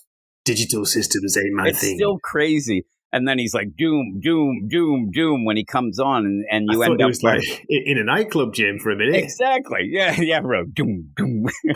All of a sudden, everybody's dancing around with like dinkies in their mouth. You end up where Ross says, "What's wrong with him?" He's like, "Everything's wrong with him." But you do see that Ross found some machine guns and things. These people, they're armed. This house, he ends up getting a bunch of machine guns. He has to say they're commie machine guns, but we're going to take care of things. The Kalashnikovs. Yeah. So Doombots start coming in, and you just end up having Ross just shooting them. And he says that felt really good. Deathlock, Machine Man, they're trying to go with this. And then Ross has the idea, and I didn't get it at first. The idea, he says, hey, get the missile codes and the launch codes from this whole deal. It looks like Doom had taken all of the nukes and put them on the one satellite in space. This is a little, it's not hand-waving, but it's very convenient and very much like, boy, you know a lot suddenly and where this would be. And the idea that Doom wouldn't change the codes after Machine Man. You know what I mean? These are the same codes Machine Man used before. So it seems like that might have been changed, but he's able to, now that Machine Man's back, he's able to tap into this, and they launch a nuclear missile down to hit this house while Deathlock and Machine Man start to run away. And I was like, I get it. You better now. get a move on, guys. That's what I was thinking. It's like, this missile is coming down. Ross, too. And then I realized, that's what he wants to get nuked, because that would give him the radiation. Yeah. I'm with Deathlock. Deathlock says, but when it hits, you're still a man. Is that going to work? And you have almost a Drago from Rocky 4. He's like, if I die, I die. It's like the opposite deal. And then He's says, a man, Jim, just with get a going. man's courage. Exactly. Just like Flash. Just a man. You have that. So you end up where you have pretty much the classic, like, come get me, you bastards. And it's going to take care of these Doombots as well, because he's drawing them in as the nuke hits, and then we see he's like as channeling it hits. the Punisher in this, isn't he? Ross. That's a great panel there with those two guns. Oh, it's really good. And then you do see, I like where Deathlock and Machine Man are like, we're not going to get out of the area. And I think that's a wink. There's no way they'd be able to get out of the blast area of a missile that's coming down. I was waiting quick. for the slow motion, like, dive or jump. leap that, Exactly. Stallone always does in every movie. That'd be awesome. But yeah, all of a sudden there's a big explosion. Deathlock and Machine Man are running away, and then out from the rubble comes Red Hulk. So the plan worked, and he's Red Hulk. So we'll see how that ties in. That's how that ends, goes. isn't it, Jim? I was surprised. I was like, is this it? Is this the end? It was so quick. It was so quick, and it does even look like by the next cover, you're just going to have the Latvian army or some more Doombots come after them. But that's what this book has been about. It's just a fun deal. It's very quick, though. I'll tell you, my score gets affected by how quick it was. It didn't feel like a full read overall, but you do get Red Hulk back, which is what you kind of want when the book is Red Hulk. But I've been enjoying it. I think it's pretty good, but what would you give it? I have as well. This has been probably one of the biggest surprises out of them. I'm not reading that many, of the one with Under Doom, the different stories, the tie-ins. The tie-ins, but what a blast it's been, Jim. I'm going to go 7.5 for this. Yeah, I think I'll go 7. I'm just going to be a little bit under you, but I still liked it. We get Red Hulk at the end. You kind of hand wave to get to it, like some weird place, but it's a comic book. So it's like a kind of buddy, almost like road movie at times. This one, this journey, just like what's that movie with Charles Grodin and Robert De Niro? I know it. Kind of handcuffed together. It's like that. Deathlock and Machine Man. That is a good movie. And now, why can't I remember what that movie is? It's because we're getting old, Jim. Midnight Run. Collapsing. Midnight Run. That's it. Nice one. That's what it was. I suddenly remembered it. But in that too, issue number 5 comes out in like 2 weeks. Like, this book is really pushing it out. Coming out as fast as we're reading them. One thing I don't think Ben Percy, I don't ever remember him being accused of being delayed on anything. And boy, this thing is just rocking out like twice a month. So we'll see how that is. Maybe it is because they have a certain amount of issues that they need to have to get out by the end of the One World Under Doom stuff. You've got issues too, haven't you? Yeah, I know you have Me issues too. today. You're not feeling so well. So we'll move on. But I did like it. But we'll move on.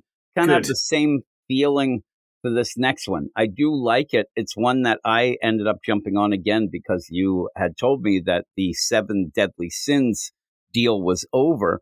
So I was Finally like, okay, over let's after see. 19 issues. Exactly. So we have Daredevil number 21, and this is Rights of Reconciliation Part 2. I don't know how long this story is, but it seemed like in this one that it kind of put the pedal to the metal to get to the next phase. I thought there was going to be more of Matt trying to figure out exactly what's going on. Also, I'm going to ask you at one point is, are the police helping those other people in the basement? Or are they just It's a bit weird, isn't it, what's going on here? Yeah. It was very odd. Like I expected, instead of just police there, I expected to see a lot of, ambulances show up and EMTs take them in and out, but it was very odd. But yeah, they didn't seem bothered, did they? This guy, it's their own fault, whatever. But Jim, can I ask you, did you check the credits out? Because I got surprised when I was like filling the credits in for the review. There's like 4 artists on it and 2 colorists. I was like, well, I didn't notice the change until I reread it the second time. No, I didn't. It's just I didn't the last, really... I think the last 4 or 5 pages, it's different artists, that's all. Yeah, I actually didn't even notice. So, yeah, you have Jose Luis Suarez on pages 1 to 15, Carlos Nieto on 16 to 20. You have Oren Jr. on 1 to 15, and Carlos Nieto on the inks there for himself. Jesus Urbatov.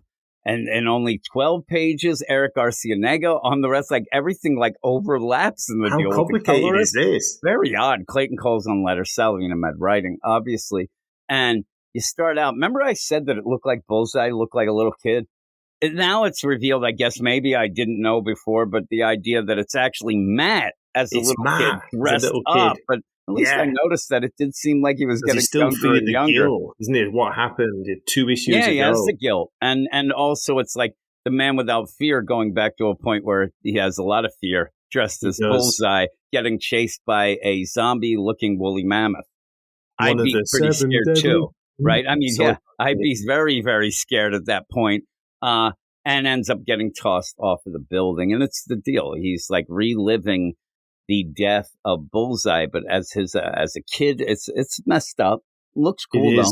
Looks the art great. is awesome from the start. I've got to point that out. That's why I was going about the credits earlier. I think it's a cracking looking issue. I agree, and I think that there's something to be said for a cute little boy dressed up as Bullseye. Right? He looks cute. It's when a he's shame falling that there the demon or the devil didn't like boot him off, like Batman off the boat. Boot him. He just like swipes him. He swipes him off. I guess it might be Wrath is who it was, but you end up where Matt is in the basement then, and he wakes up, and this is what I'm saying. Like usually, you'd have him wake up. He's going to look at some things. He's going to check. But he just wakes up. We go through a process of him explaining why he's not as affected as everyone else, but because of his senses and because of the fungi among guy, he ends up where he's like become one with the fungus. And that's Among Us. He ends up and he also sees his his girlfriend and that little girl are there, and there's a lot of other people there. We saw them before. Look at them in the background. It's like straight out of The Last of Us. If you've seen any of that, the game or the show. Some of them, I don't know if Matt's saying they're dead or if they're too far on or whatever. But you do see his girlfriend and this little girl. They seem to be not as affected. He uses that as an excuse, but even he feels guilty about it. You get the impression they probably got infected like the most recently, if that makes sense. The people who are already down there, maybe they're in trouble. They might be done. And Matt's trying to remember, okay, I remember some guys' boots. I remember these guys grabbing me. I get put in here, but here I go. And he just reveals, he has the whole Daredevil costume. This made me laugh as well, Jim. It's like suddenly he pulls off his civvies and there's his, full like Daredevil armor costume. Where does he get his mask from? Does he pull it out of from under his shoulder? It out of his prison wallet. Pull out of his ass. Remember, he did put the costume on over things, but he didn't want them to see it. But yet, he only had a robe on over it. As if they wouldn't have seen that. That was a bit daft. The thing is, remember when the guys picked him up? The one guy goes, "Man, this guy's heavy," and then thought that was BDSM gear. Remember when they're like, "This guy's into BDSM stuff," Good but all memory. they had to do was open up the thing slightly to see the DD. But they would have known it was Daredevil. DD, shouldn't it be BDSM? Yeah, or really. DD? Oh, Daredevil! Like, Oh my doesn't god! even know it. And I think that's one of the reasons why it's the different costume to almost say, well, they wouldn't reckon it. But it's kind of silly. Oh yeah, that would work. Fair enough. Yeah. Maybe, but even then, like when he's doing this, it looks like the shoulder pads, like he has to put them on separately as well because they're not. I don't like on it, when to we be honest. see it. Don't I'm like the look of it. No, I actually like it. Afraid. Sans shoulder pads. I don't Yeah. mind it as much. Now later, the villain will be very much into saying it looks cool, but you end up where Daredevil then Matt says, "Okay, my girlfriend and Nyla and this other girl, the little girl that went missing. All right, Yeah. I'll save them. I I'll kind get of them feel out of here. guilty about it, but hey." Can't save everyone, Jim. Only got two shoulders, you know what I mean? I expected him to bash through here, and he's infected as well, but I expected him to get out and then go right back in to get more people. And then when he gets out, he ends up running down, a corridor. He says, I wish there was more people to fight. He thinks everywhere he goes, he thinks there's going to be guards Yeah, that was to weird. fight. There were no guards there, and that comes up again later on, isn't it? There's nobody there. Yeah, It's I get empty. it here. I get it that they're just like, why would they guard people that are already, like these people should really be out of it, like maybe even dead, like some of them. But why does he's like, I'm carrying these two, a girl and a lady on my shoulders, and I want to fight some people. I'm like, that would cause you some problems. I mean, that could really end up hurting them. But he goes out. There is the ambulance there, but they seem only there because he must call to get He must have Nyla. called. Yeah, he says soon afterward, doesn't it? Yeah, they show up to treat them. But he's like, he tells the police, there are others down there being held in the bowels of Propertunity Tower, Jim. That makes me laugh every time. And the police are kind of like, yeah, and, whatever. It's weird, right? They end up saying, yeah, we were told about that, but, it's their fault. Like, Their fault. What does that They matter? shouldn't have been down there. Like, again, if I end up going and I'm like, oh, no trespassing, and I go into a basement and end up falling, I'm still hurt and need help. You don't just say, no fuss, Obviously, it's no coming fuss. from higher up, isn't it? We don't know who yet, but someone's told them this is the official line. You can't It's kind the of. weird play where then Matt consents of somebody, and he's like, they're not quite lying. They know what might be going on, but they've been told by the higher-ups not to do it. And that's where I'm telling you, this is where the thing starts putting the pedal to the metal to get to the next phase, because this is weird. This is weird for Matt to then say, okay, and leaves. It just like the idea where he says, hey, these people need help. Yeah, it's their fault, whatever. And it's weird for him to say, oh, well, they're not lying, and leaves. It's not like normally Matt, is it? He'd be like, come on, are you listening to me? Do something. Or, they should be showing these other people going, maybe even say, oh, man, it's like some guys, if they go down follow there, me, they're I'll show probably you gonna where they puke. are. Yeah, I mean, have something in that. But instead, he's like, nope, I'm going to get going, and says that because of the fungus combined with his senses, he could become one with the fungus. It's very odd. I get it, and it's cool to see, right? It looks really cool. It looks awesome. He's kind of almost like tapping in like Swamp Thing style, isn't it? Into the green, into the... Yeah. What it reminds me of, though, is you said Last of Us, TV show-wise, but also video game. Reminds me of a video game. When you have a thing where you can press a button and see where the path is to where you have to go to your next objective. That's what it looks like. It ends up where this like crazy root system of the mine, maybe, or whatever, it's leading towards this big tower. And Matt says, I mean, this is another big, like, things are going on in New York City that you would think that one person might notice, especially where there's this huge other tower that seems completely overrun by this fungus. And once you get inside vegetation. it, yeah, it's everywhere. And absolutely. And it's one thing to say, and he tries to say it, hey, there are neighborhoods that the police don't go into and they try to avoid and are told to avoid. And you would think that they're the worst neighborhoods. They're not. It's places like this is too big a building to have it just be completely overrun and not one person talking about it. Like, what does this building normally do? What is it? An apartment building? Is it a business type deal? Because it is overrun. It's an extremely expensive penthouse on the Upper East Side. That's what it says. That made me laugh as well. Is that Saladin Army, getting another little dig into things? Like, I think it is like a weird social, again, the idea social of commentary, yeah. It's not the bad neighborhoods, the poor neighborhoods that the police avoid, which people would say it's the things It's like the this rich that the ones. rich, they get to pay off and they get to do that. And we've had a bunch of stories like this. There's always a lot of stories about the idea of, the rich paying off everything and whatnot. But he goes in, and the whole place is just Dramatic like entrance, Jim, overrun. from the skylight. It's pretty cool. But as you see on the walls all around you, as he walks in, as he jumps in, it's everywhere. It's everywhere. alive.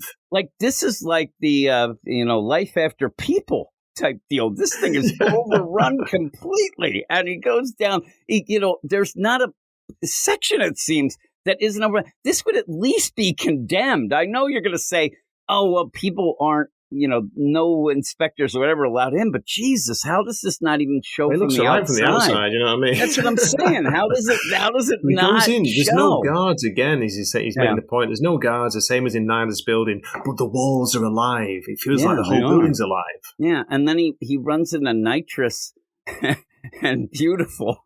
And there are these thugs that he's dealt with, but they are now overrun. It's just straight up Last of Us. I mean, at that point, absolutely this scene. And this is where the art changes to from here. To and it's a little of a down, but not much. And you don't notice it too badly. Yeah, I think that they did a good idea. If they needed to have this fill-in deal or whatever, they do it in a scene change. So it's not like you're doing the same thing, because boom, there's a fight. In a fight, you're not going to notice as much because it's more the choreography. Which it doesn't take you out of the story. Yeah, and he's fighting these two, and it's the idea where they're overpowered now because of this fungus.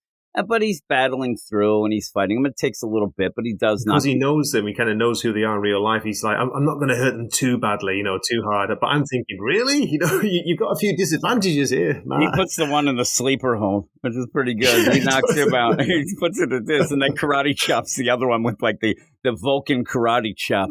And then goes off. Yeah, Stork will love that. He'll tell how dare me, because I don't even know if that's beware the Vulcan nerve pinch. Doesn't he have a karate chop? Yeah, I know you do. He does too. But you end up where he's using his senses again to lead to the main deal. Again, we're gonna see the main villain at this point. I didn't expect it to be this quick. I did not expect it to be this quick. And I don't know. What's weird is, once you have that change of art, things do again like really pick up to get to the end. Maybe that was the play. Maybe they ended up having to change it to make it rush a little. I don't know, because I could have even seen Matt having an issue where he has to go up levels of the apartment, almost that play. It does feel very video game-esque complete. But Game of Death, Bruce. Yeah, he just ends up now right there, and you get, Mushroom Man, who's there and says... He's having a go at him, Jim, isn't he? Yeah. Look at you, the hero of Hell's Kitchen, wasting time coming after me. Yeah, and he listens through, or the guy can talk through the fungus that's everywhere. I mean, it is not a little bit of fun. It's everywhere. And then just says, why are you poking around? You should be stopping criminals. Why bother with me, like you said? And then he gets there and he says, and he even loves the costume. And then says, with my babies growing out of your corpse, because it looks like there's more of these dead bodies. Amazing, yeah. But what a line that is, Jim. Babies growing out of your corpse. Hang on a minute. Mushroom head. I am shocked that you didn't get more of Matt, like the fungus is affecting him more, or when he goes in this building, that somehow it's working against him. This guy seems to be able to control or at least talk through the fungus. I thought that maybe you'd have because that one arm really was all mushroomed up. Like maybe you have that strange parts or something where he's like... Yeah, we don't see it at all, do we? Especially once he gets the costume on. But yeah, you get the impression that has he really got, full control over it? Yeah, now? That's what I'm wondering, if maybe that might be the case. But it seems like once he put the costume on, they kind of it's only a convenience to have this fungus. Where is the other side of it affecting him a bit more? I mean, without that fungus, he never would have found the guy. He never would have found him, but he used the combined senses with it to get there. You better show me that there is a bit of a downside to having an arm with a bunch of mushrooms growing out of it. The only thing he keeps saying is, I feel it within my skin. I'm like, okay, that's creepy, but you got to do more. But what would you give it? As I say, I really enjoyed this, mostly for the art. It's, it's a great looking comic book. I like the way that they've made a big use of Matt Murdock's senses in this. They keep saying that, don't they? He's using that to tap into the mushrooms as he fights his weird fungus infection. We don't know who's behind it, though, Jim. Who do you think is behind this? Any ideas there? Mushroom guy. Who's the big? Apart from him, there's someone controlling him in there. I don't know. I'm just a disruptor, I think that it's just him. I think it's just him. I think he's there and he's saying he's just a guy who's trying to he's going to probably play out the idea with Saladin Ahmed that this guy will say, this is part of being part of nature and I'm just being myself and I'm also trying to help the underprivileged, but it's the system that's bad. You'll see. Yeah, that's what I think. But I think it's just him. I think that it might just be him. But still, it's nothing bad about it. I actually do still enjoy it as well. But what's your score? My score is I'm being very positive with this. I'm 8 out of 10. Yeah, I'm a 7.5. I'm just a little bit below you. It seems that I'm like a half a point below you on most things, but it's still good. I'm glad that we're reading it now. I know that a lot of people I've seen pish posh just Saladin Ahmed, not even this run. They're like, I'm not going to read it until he's done. Oh, I can get if somebody says to me, I dropped it because that 7 Deadly Sins was so long an arc because I did. I'm not saying that, but Saladin Ahmed is okay. The main thing I say with Saladin Ahmed is a lot of times you get in stretches where it just gets a little bit boring. But I don't think he's a horrible writer. I like some of the things he did. He seems to like to focus a lot more on characters and character drama, doesn't he? Which, again, that can come across as boring at times. You can get a little bit too soap opera-y. Yeah, you have to mix some things in. You right? do, but yeah. It was a bit soap opera-y. It's working better with a shorter story arc, and it looks like it might just be a 3-part of this, possibly. What do you think? Yeah, that's what I was thinking. I haven't checked, but I'm kind of thinking that's why it's going to wrap up next issue. Get it. Yeah, it does feel like it. So we'll move to the last book that we're talking about for the night, and that is a new number 1. It's a new number 1 that I'm sure a lot of people will hate on and maybe not read. We read it, so we can hate on it. We're allowed. It's a weird book. We're allowed. It's a weird book, though. It's Gwenpool number 1. It's written by Kevin Scott. I'm not a huge Kevin Scott fan, so that kind of right away I was a little nervous. But art I don't even know what they've done before, Jim. I've heard the name, but I don't know. It's more of the High Republic stuff of Star Wars that that I'm aware of, and I didn't really love that. And then I think the Titans kind of like what felt like a digital first type deal over at DC. Color art by Matt Miller and letters by VC's Ariana Mayer. And I don't know. You end up where it says all new, all deadly Gwenpool on the cover, but they just Gwenpool number 1. You see a pretty crazy, almost like decked out, full out Weapon X Gwenpool on the cover, which we find out that's a thing because we start out coming off Jim and blood spurting. Yeah, I mean it's crazy. So and if people aren't aware, Gwenpool is a character that's supposedly a girl who is in our world reading comics. It's an isekai. She gets taken into the Marvel Universe, and she knows all the secrets. She knows all the ins and outs. She knows the origins. She knows the secret identities, all that stuff. And I actually think the character was fun when she first showed up. It's a character that was made based on a variant cover. Now, people seem to think like that's the be-all, end-all of hate. Oh, my God, how things like this happen. I mean, here's the thing. And people may, go and say, I don't know why you bring this example because I don't like that character either. But the idea that people did go nuts about Yara Flor over at DC before any book came out. There was sketches and people went nuts. Oh, my God, she's the greatest. These things happen. It doesn't mean just because it was a variant cover that they turned into a character that it's necessarily never going to work. That first series I liked a lot and it was fun. The problem is, ever since, you have the problem like you do with Harley, in my mind, is when are we going to get the character? Because all we get is the shtick. All we get is the idea of breaking the fourth wall. We get that with Deadpool. You don't need to have that every second. And this is all she does. Overbearing, can't it? It does. It gets overbearing here. Yeah. The idea that you want to see a character, you don't just need somebody who's there. It's her book. And yet when she shows up, all she does is say, man, this is like Frank Miller. oh my God, this is like this. This is just like make that. sure there's references. Yeah, Jim, it's for all me, these like for someone references. I'm brand new to the character, right? So this is like, this works for me as a new number one. I know it is number one, but you know what I mean? I've never read her before.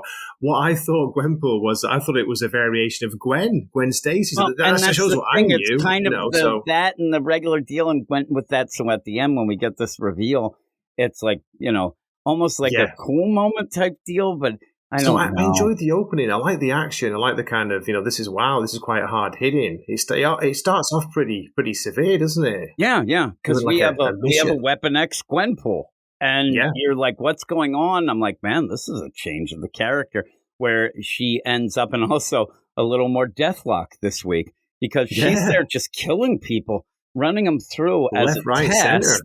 I was waiting for at one point for the danger room to go off and reveal, oh, these are just, holograms It's a and things like that. simulation. It doesn't seem it, and ends up where she runs out then to go take care of these Deathlocks.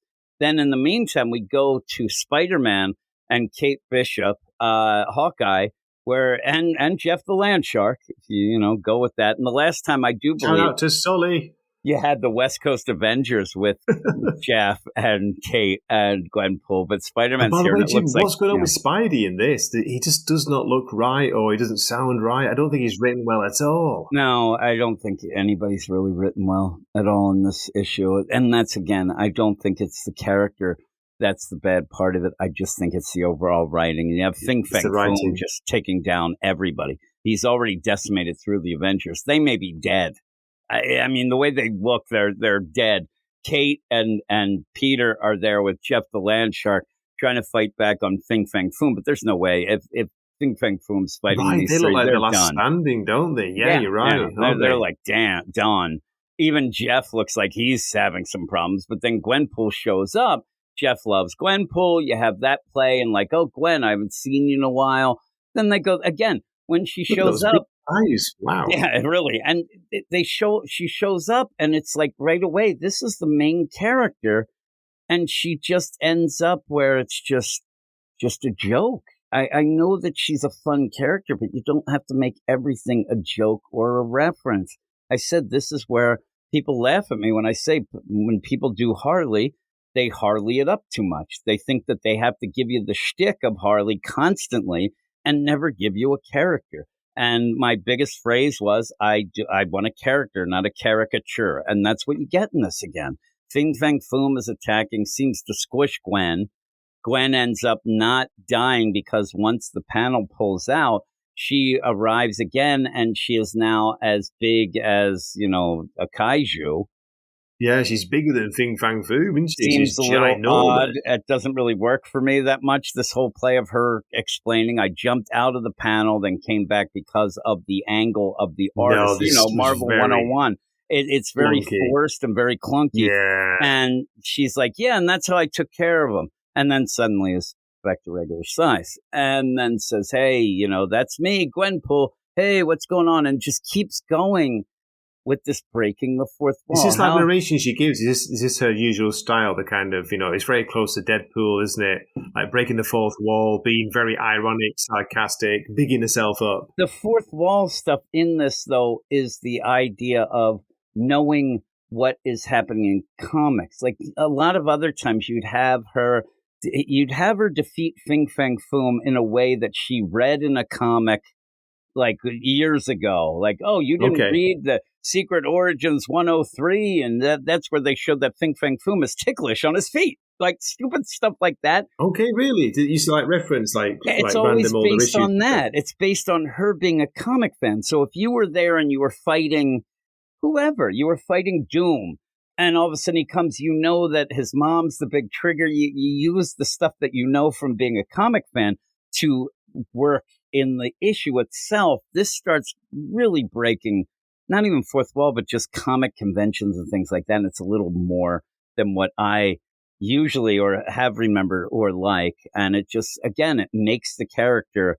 invincible. Like she could, if she's going to die at any time now, she could just go into the whites of the deal. Now, again, she's aware that it's a comic, but it still ends up being goofy and then says, well, what a way to start the miniseries. Like she just can't stop in this. Yeah. It's just reference. Give us the character a bit, because that's why the character will fail almost all the time, because you're not getting anything. You're just grabbing onto a shtick, and that's all he's doing. And then you have Jeff the Landshark there, and, mainly probably because he's big in Rivals now. But the idea is, that might even be too much. And I like Kate, obviously Peter.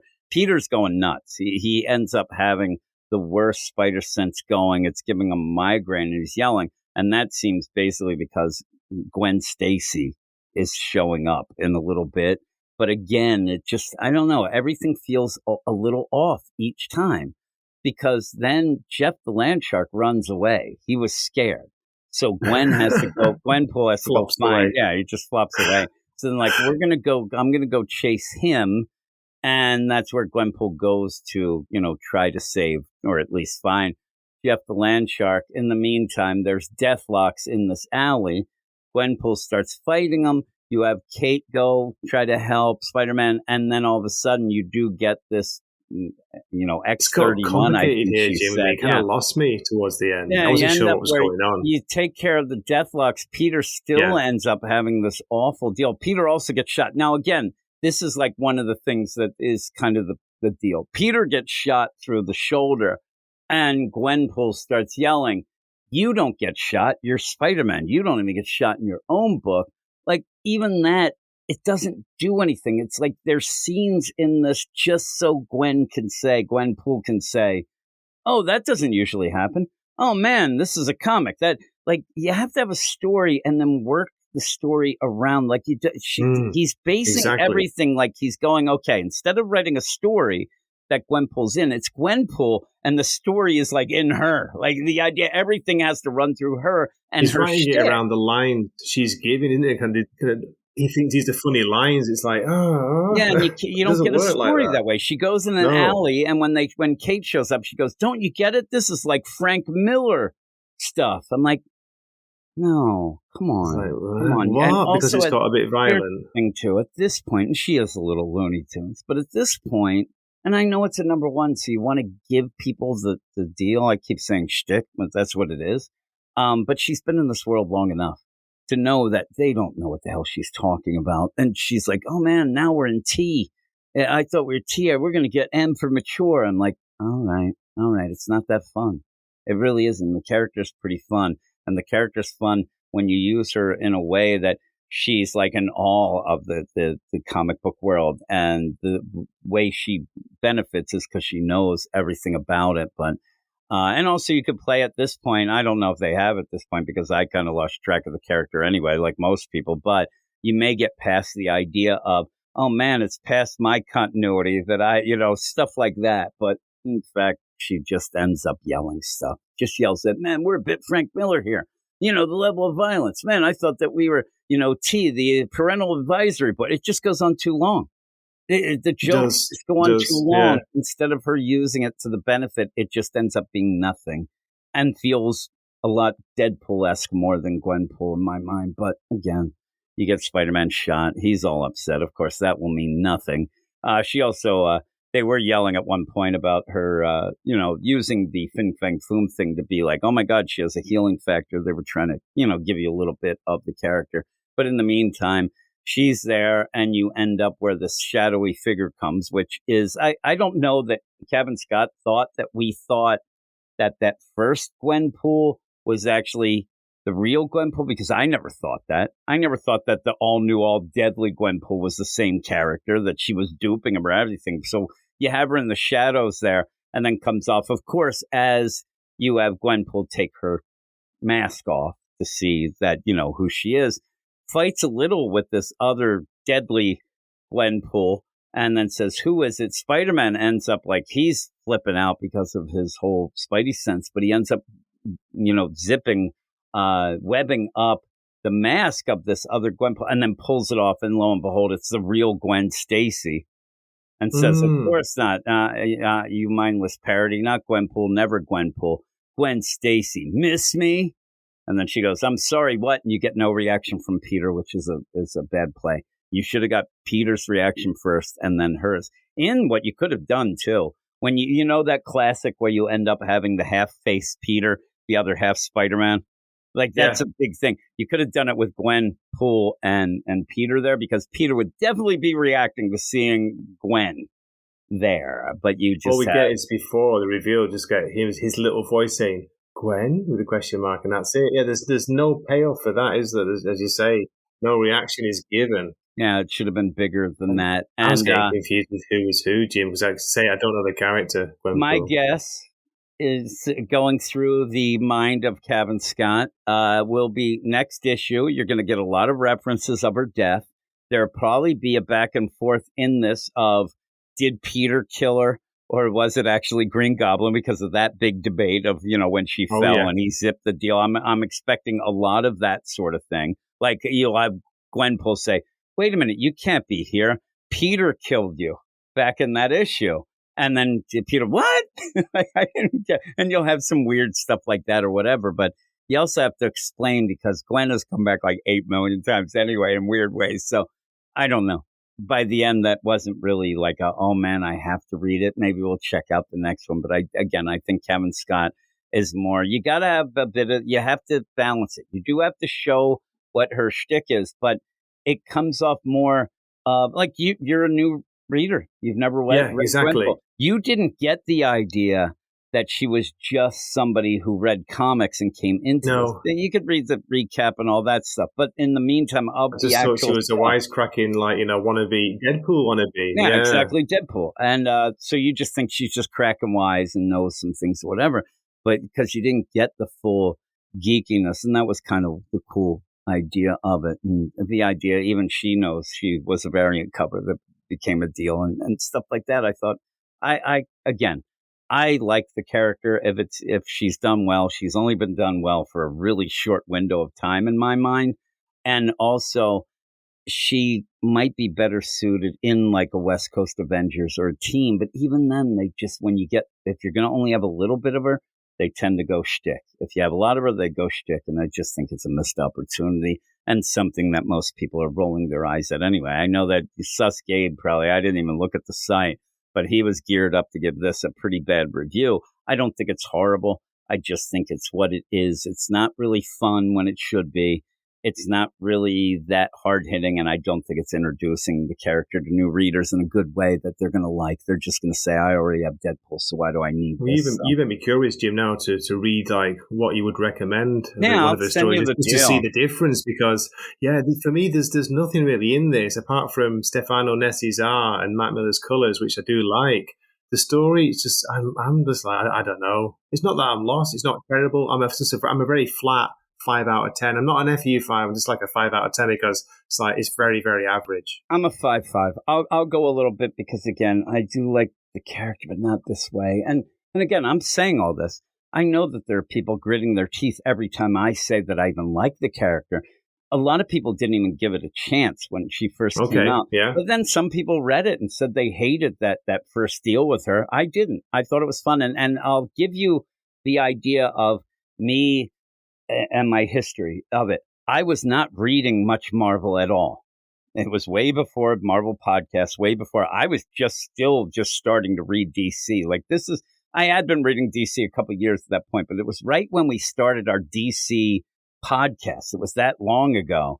And my man Brandon, who I ended up doing the Marvel podcast with later, he said, you should read it. Everybody's shitting on it, but it's pretty good. It's pretty funny. And I ended up reading it. Hadn't read at that point much of anything of even Deadpool. I knew Deadpool because it's Deadpool, but ended up reading it and I was like, no, this is fun. There's a lot of cool jokes. There's a lot of funny things in it. So I did really like that, but yeah, it's tough. Do you remember who used to write it, or who's a good writer? Look, it was Christopher Hastings who was the writer. Okay. And at the point again, this is also a Heather Antos insert that people don't like. Just because of that alone, you'll get a lot of people don't like her. Undeserved hate, won't you? Like, I'm not saying either way. I'm just saying you got to give things a chance. And they might have been at that point. Yeah, they might have been like at the point of Milkshake Gate or whatever that deal is, which I was not. I remember hearing about that.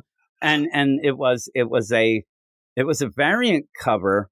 And I believe it was a Deadpool Secret Wars deal or something. And I remember the variant cover though was her in a pool.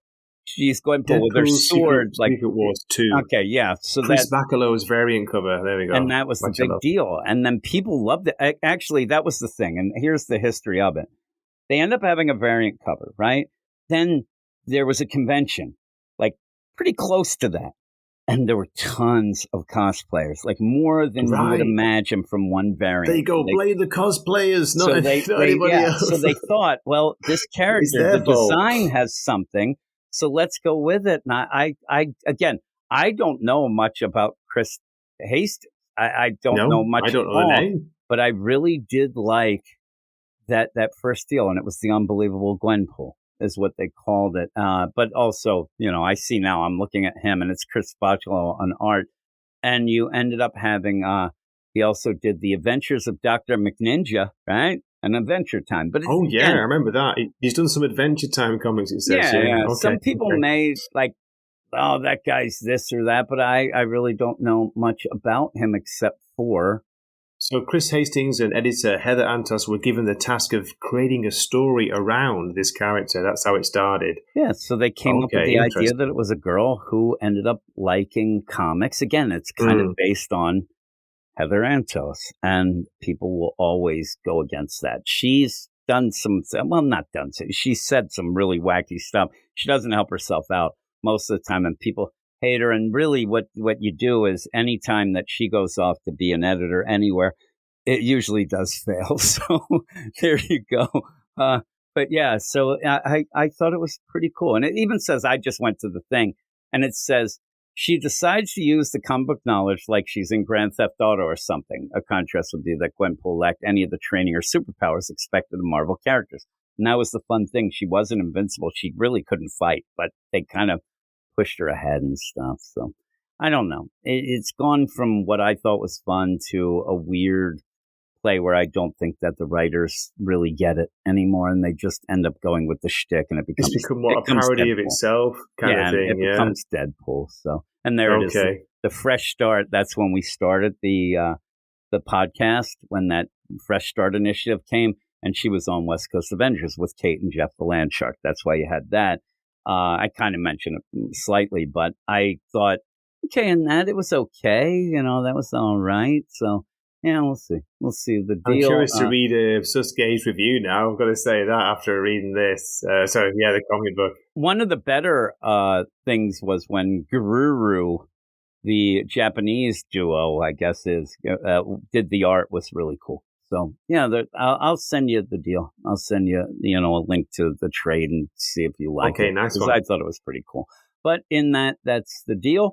And thank you for joining me, as always. Cheers, Jim. Ray. Thanks, everybody, for listening. And Matt, from the beginning, we had a couple books that we liked. At least we're expanding it to get some things that we like enough. And I don't know. I know that most people reading this Gwenpool would be like, that's what I thought would happen with this. I'm actually disappointed. I was hoping that we'd get something that might turn the tide for her and people might like her a little more. But I have a feeling it's that character whoever hates her will never like her. But I like her, and I didn't like this. So with that is it. So thanks, and we will talk to you later. You are all weirdos. Weird science is the revolution. Weird science is the revolution.